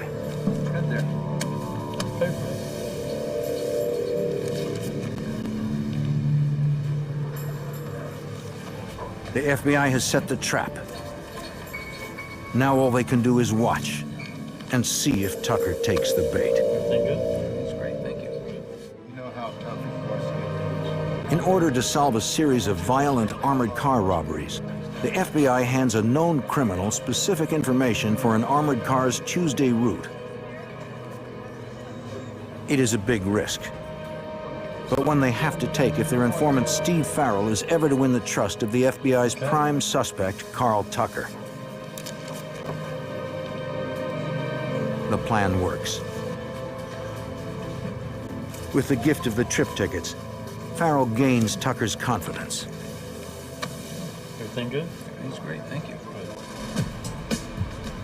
FBI technicians install a listening device in Steve Farrell's car to capture the increasingly open conversations Carl Tucker is having with the undercover source. I'd have to say on this source that he was a natural. Always got direction from the FBI, things that you would want to say, basically not to entrap, that type of instruction, the legal instruction, but he knew the street as well as any seasoned FBI agent. We only take a certain amount of money in a certain amount of time. Carl Tucker begins to open up about his criminal enterprise with Farrell. You splitting it up even? Pretty much. But he is always vague about the exact details of future jobs. Surveillance efforts slowly reveal the identities of Tucker's associates, men the FBI know all about. Men like James Murphy. Jimmy Murphy always claimed he wrote the book on armored cars. He always liked to brag that he was the best armored car robber in the country. Another associate is Michael Habich. Well, Michael Habich was a career criminal. He's been in prison most of his life. He always carrying a gun, a violent criminal, also an armored car robber. Investigators know Fred Rogan is an old pro. He had a history of bank robbery and armored car robberies. He was one of the usual suspects and lived within 200 or 300 yards of the Weymouth armored car robbery.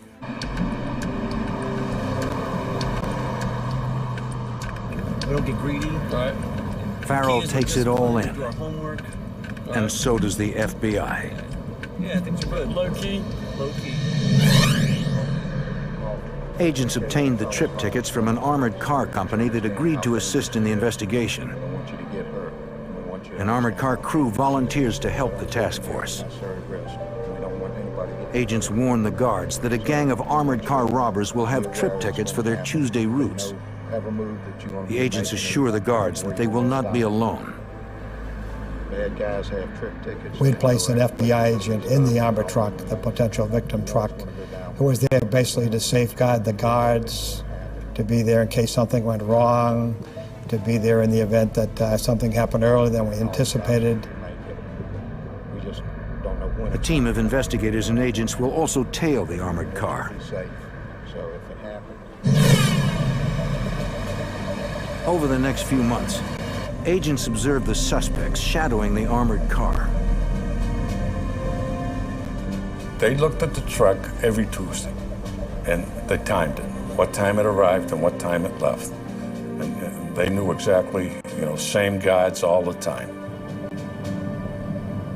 It was very interesting to watch them and not get caught ourselves. Agents can never be sure whether any given Tuesday will be a dry run or the day the robbers strike. It adds up to a lot of long hours. Every Tuesday for months, we started at 4 in the morning and didn't get through until the armored car left. And then we followed the armored car for the rest of its route to make sure that they weren't still following and going to take them down in another location. June 1990, in Methuen, Massachusetts. FBI agents and an assault team watch what starts out as another dry run.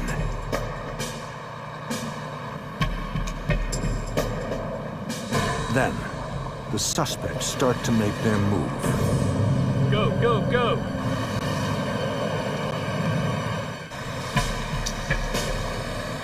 June 1990, in Methuen, Massachusetts. An FBI task force watches a gang of dangerous armored car robbers. The gang spends months shadowing an armored car. An FBI task force believes the men got away with 2 robberies, one in 1987 and one in 1989, that netted them almost $2 million.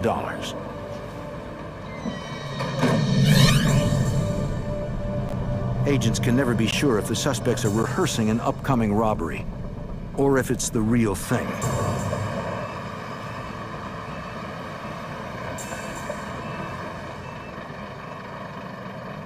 At the bank in Methuen, the gang makes its move. One of the vehicles they were driving made an overt move towards the armored truck. Go, go, go! Based on that, one of the surveillance vehicles followed just for safety purposes. But the FBI task force and Special Agent Jim Crawford discover it's just another dress rehearsal. Being safe comes with a price. Stand down, stand down. Their prime suspect, Carl Tucker, could discover he's being watched. Do a lot of homework too. You know? The FBI has an informant, an ex-con named Steve Farrell, who has earned Carl Tucker's confidence. Through listening devices installed in Farrell's car, agents learn that Tucker was spooked by the Methuen experience. He indicated that he believed that this could possibly be a setup. And our source was reprimanded, did you tell anybody about the activities of this location?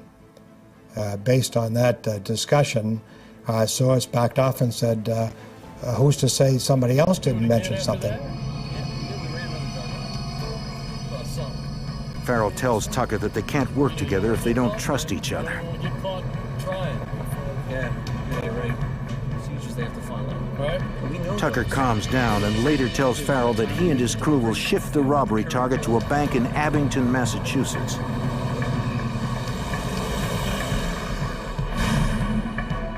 The trip tickets the robbers are working with give precise times when the armored car arrives and leaves Abington, and the amount of cash on board.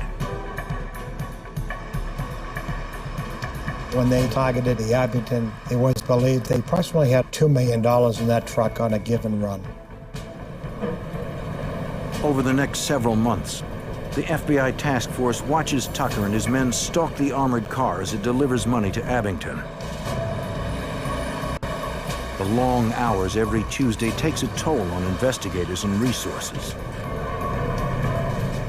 There was lots of pressure to get this done because every Tuesday, half the office in Boston was out on this case. The surveillance team, the SWAT team, the airplane, everyone was working. Agents are concerned about the expense and fatigue caused by shadowing the robbers. So they instruct their source to tell Carl Tucker that the Abington Bank is closing its branch, and that on January 9th, the armored car will remove a vast amount of cash. We held that carrot out. It was a solid gold carrot. The bank was closing. It's time to do it. Go ahead. It was which one? It's going to go down tomorrow. And That's the day they're going to do a dry Agents learn that Carl Tucker is planning a dry run on January 9th, 1991. This could be the dry run that turns into a robbery.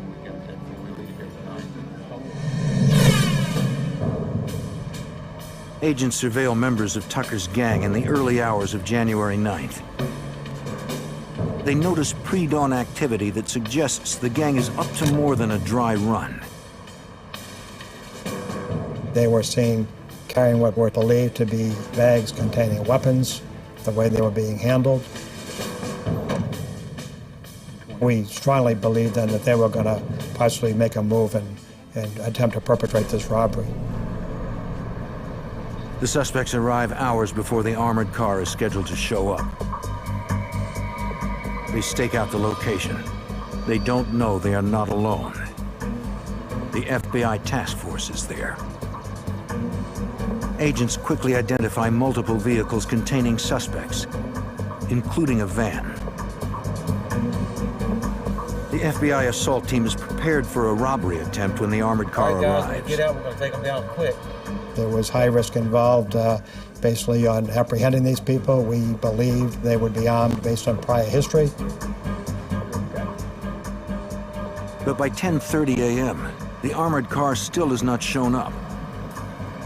It's running behind schedule, unusual in the armored car business. Both the robbers and law enforcement are on edge.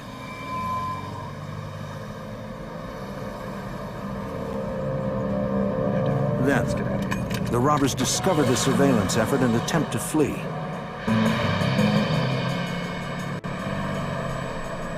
Agents decide to take them down.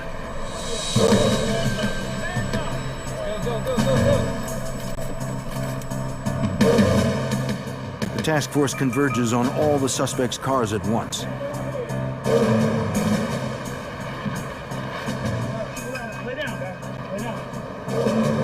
The agents know they are inside, but they don't know if the men are armed.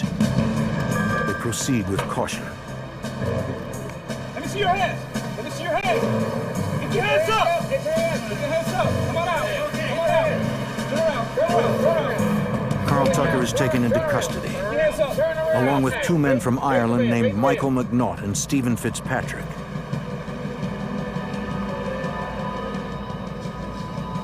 The old pro Fred Rogan had been standing guard outside a van.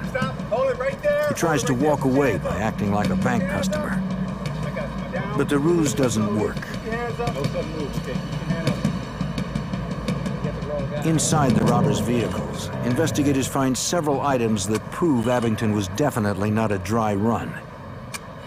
Ski masks, police scanners, smoke grenades. The van had enough items to start a small war.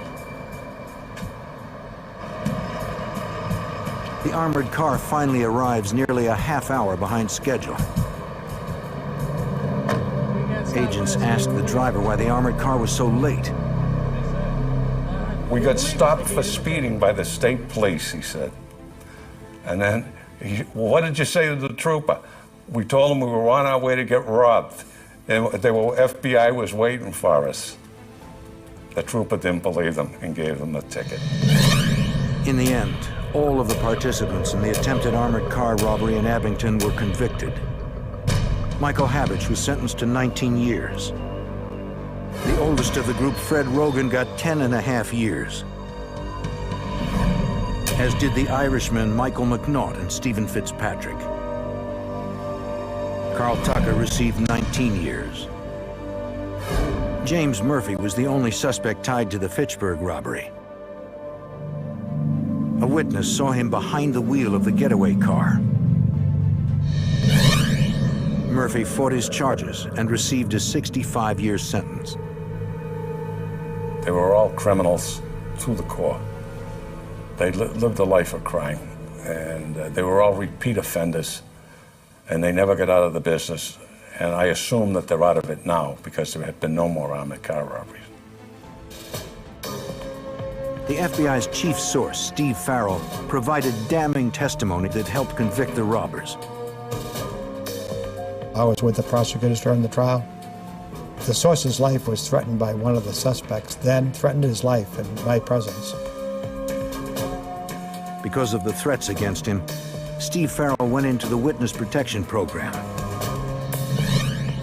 He died a few years later, knowing he had at least in part made up for his criminal past. I would say with the source involved in this case, redeem himself, I would agree. He risked his life.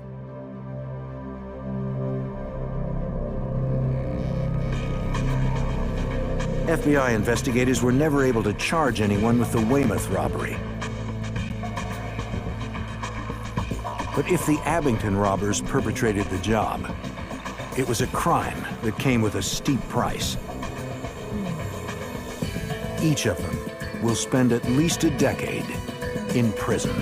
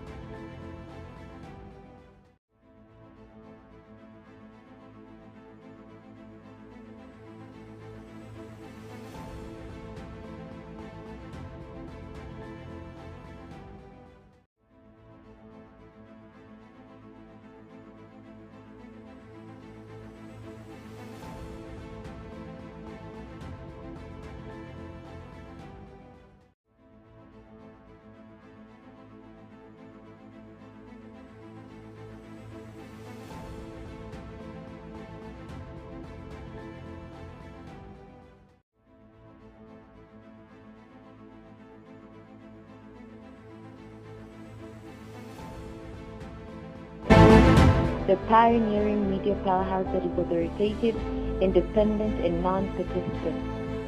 We will be bringing you real-time security updates and solutions to ensure your safety and protection. In 2013, Kenya experienced a terrorist attack at the Westgate Mall that shook the world. We lost over 71 Kenyans and members of the international community. Thereafter followed a deadly attack at the Garissa University that claimed over 158 lives. Most recently, we woke up to frightening news of the Disney attack. Every other day, lives and properties are lost due to security threats. At Afrinasia TV, the pioneering media powerhouse that is authoritative, independent, and non-participant, we will be bringing you real-time security updates and solutions to ensure your safety and protection. In 2013, Kenya experienced a terrorist attack at the Westgate Mall that shook the world. We lost over 71 Kenyans and members of the international community. Thereafter followed a deadly attack at the Garissa University that claimed over 158 lives. Most recently, we woke up to frightening news of the Disney attack. Every other day, lives and properties are lost due to security threats. At Afrinasia TV, the pioneering media powerhouse that is authoritative, independent, and non-participant, we will be bringing you real-time security updates and solutions to ensure your safety and protection. In 2013, Kenya experienced a terrorist attack at the Westgate Mall that shook the world. We lost over 71 Kenyans and members of the international community. Thereafter followed a deadly attack at the Garissa University that claimed over 158 lives. Most recently, we woke up to frightening news of the Disney attack. Every other day, lives and properties are lost due to security threats. At Afrinasia TV, the pioneering media powerhouse that is authoritative, independent, and non-participant, we will be bringing you real-time security updates and solutions to ensure your safety and protection. In 2013, Kenya experienced a terrorist attack at the Westgate. Her colleagues found it hard to believe that she'd gone AWOL. Military authorities suspected she'd fallen victim to foul play. The FBI joined the investigation. They would find the decorated officer or bring her assailant to justice.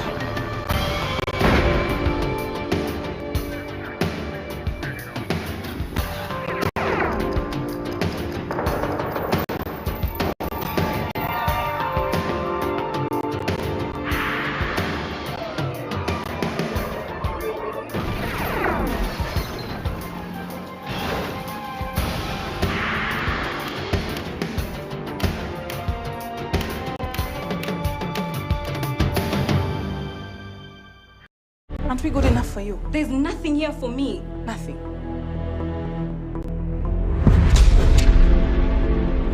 I know it's a bit intimidating. Makes you a little bit uncomfortable, doesn't it? I knew he was married. He made his choice. You don't love us. You've never loved us.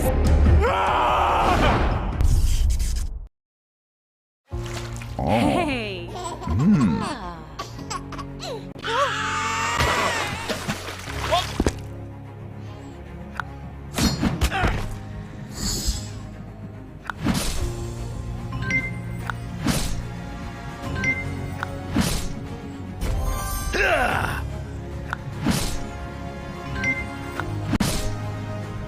Yeah!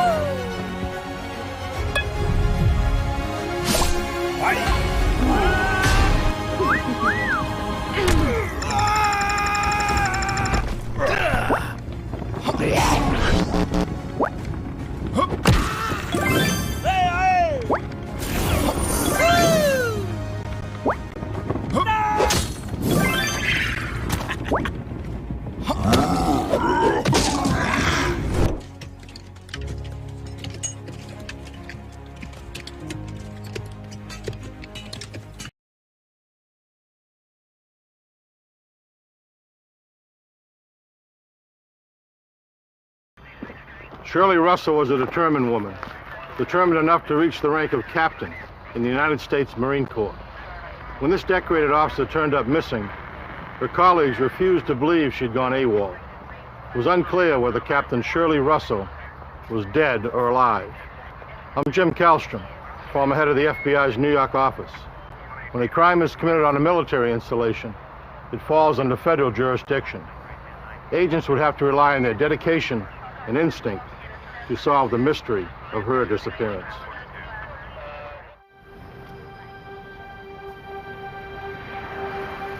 The Marine Corps base at Quantico, Virginia, is located 35 miles south of Washington, D.C. Since 1917, it has been headquarters to one of the nation's most selective branches of the military. Over 3,000 Marines train, work, and live on the 100-square-mile base. Nearly everything in civilian life is mirrored on base, from department stores to housing.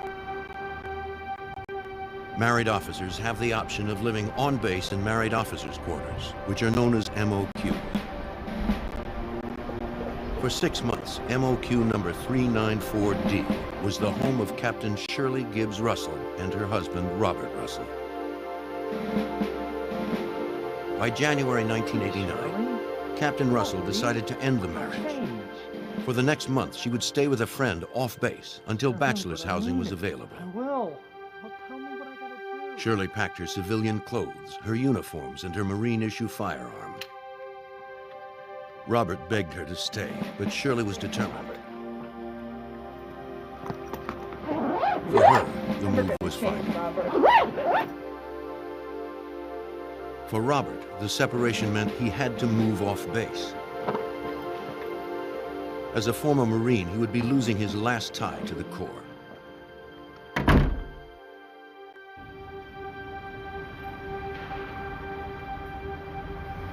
Captain Russell continued to advance in her career as the adjutant to the commanding officer of the support battalion at the Marine Basic School. She was in charge of all personnel matters and administrative needs of the support battalion. She was known as a dedicated Marine by her peers and by her commanding officer, Lieutenant Colonel James Hodges. When I first met Shirley Russell, I was very impressed with the fact that she was a black female captain, because we just don't have that many in the Marine Corps, and that she had come from a poor background and was making something of herself, and she seemed so energized and so eager to keep moving up the rank structure. Captain Russell? While assigned together, they built a friendship based on mutual respect. I can't talk to you right now. Now is not a good time. Hodges knew that Shirley's marriage was in trouble. I'll have to talk to you later. My relationship with Shirley Russell was very special, even though that I was her commanding officer and her ultimate boss, if you will. I was very close to her as sort of a big brother mentor, and we talked sometimes, after working hours about her situation, her marriage, her past, and so forth. Thank you, sir. On Thursday, March 2nd, about a month after her split with Robert, Shirley requested leave from work.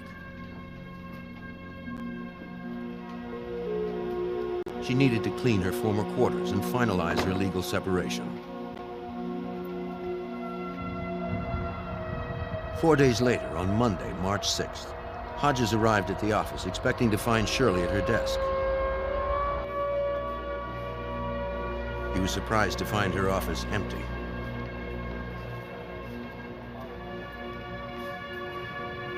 Shirley had a perfect work record.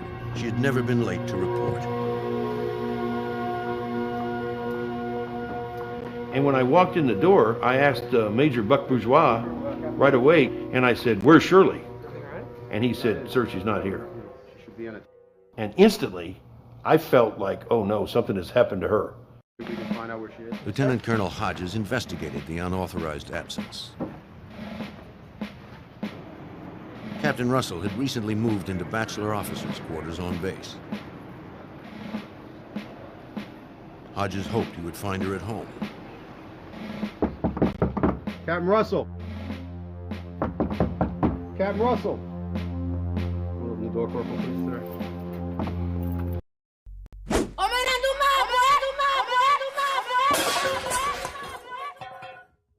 Oya Kasuma, usijali, chakula yako tutakutengenezea kwa ajili yako tu. Maisha yako, mapendeleo yako, tunukiwa na Safaricom. Chagua bei yako ya kupigia simu au data. Piga *444# au utembelee My Safaricom app upate deal poa ya kupiga simu, uongee zaidi au ubrowse zaidi.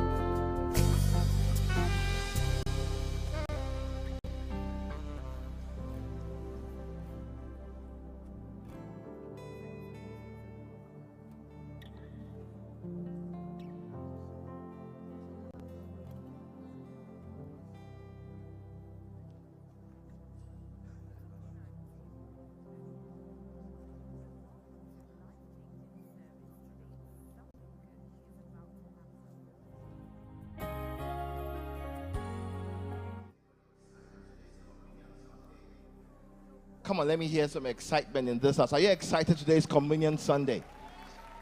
That means today you're going to go out of this place healed. You're going out of this place stronger. You're going out of this place wiser than you came in. God is going to flood your life with light like no other time. Amen.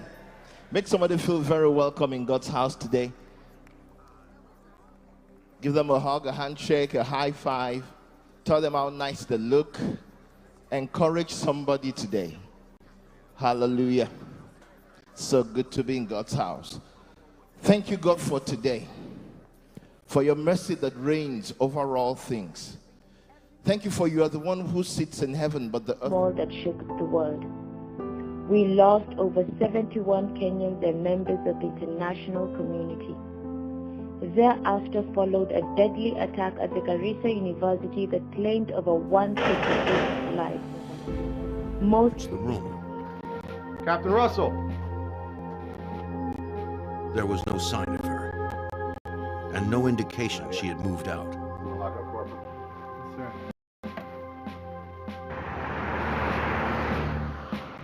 The Marines returned to the office and contacted the captain's husband, who now lived off base. Hodges knew that Robert Russell had helped Shirley clean and paint their vacated quarters over the weekend.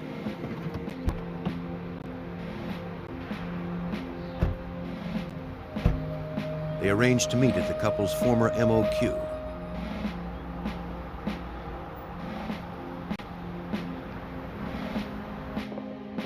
The Marine officers inspected the residence.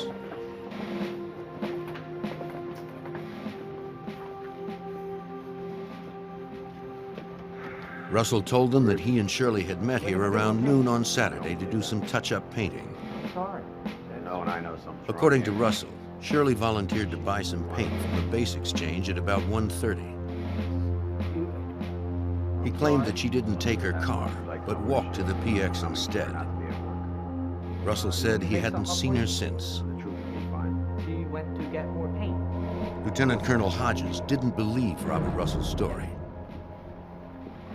It hit me as just totally a lie because the PX was probably 4 or 5 miles away. And there's no way in the world that she would have walked to the PX from their quarters.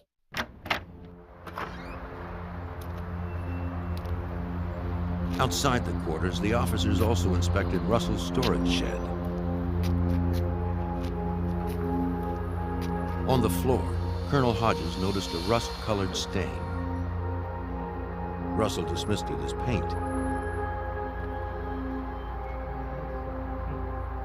Hodges was skeptical. He was no expert, but to him, it looked like blood.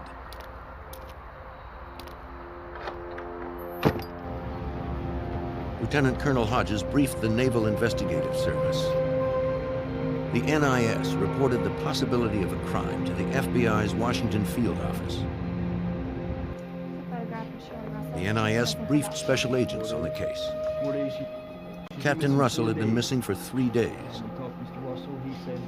With no indication of her whereabouts, the agents followed standard procedure. Special Agent Alan Malinchak headed the case. When you have somebody missing, you either have a case of an abduction, you have a case of a missing person, somebody who's walked away for whatever reason, or you have foul play. So the initial investigation that the FBI was involved in ran all three of those investigative lines. Mr. Russell? According to standard procedure, the missing woman's husband, Robert Russell, was the first to be questioned. Thank you very much. Thank you. He told agents that he was talking with a neighbor around 1:30 the afternoon of Shirley's disappearance, when a friend of hers stopped by to pick her up for lunch. At 3:30, Robert said he called her bachelor officer's quarters to see if she had gone home. The duty clerk had not seen Captain Russell, so Robert left a message. Around 4 p.m., Robert borrowed his housemate's car and drove to Pennsylvania to spend the weekend with his parents. Did you feel personally threatened by this, or did you wait for During the first interview that I had with Robert Russell, he was very calm, very businesslike, wanted to assist the FBI in the investigation, and provided me with multiple locations of where Shirley might be, who she may be associated with, what could have happened. Midnight phone calls. Russell thought it was possible someone had abducted or harmed her. Though Shirley had no enemies, the couple had experienced some trouble due to their interracial marriage. Russell told agents he and his wife frequently visited his hometown near Mahanoy City, Pennsylvania.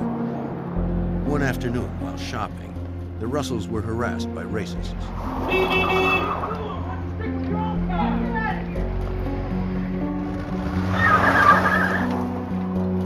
According to her husband, Shirley had been frightened, but another incident scared her even more.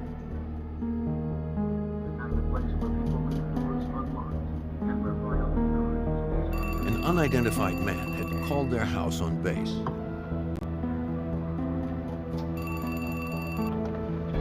Hello? The caller used racial epithets and threatened to harm the couple. How'd you get my number? Whoever the caller was knew where the Russells lived. After the threatening phone calls, Robert told officials he felt Shirley might need protection for the times he couldn't be with her.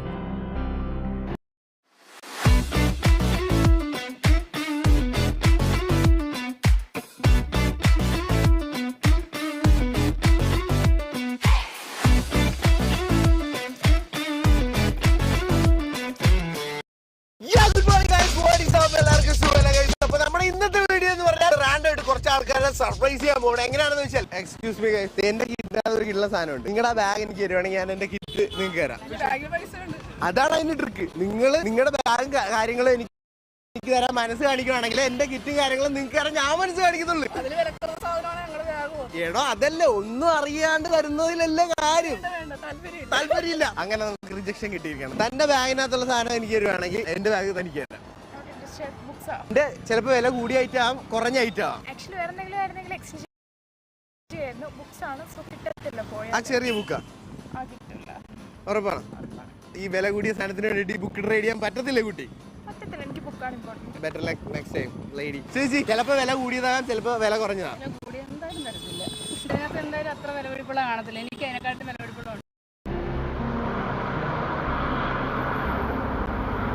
At a pawn shop near base, Robert picked out a .25 caliber Raven semi-automatic just 2 days before Shirley disappeared.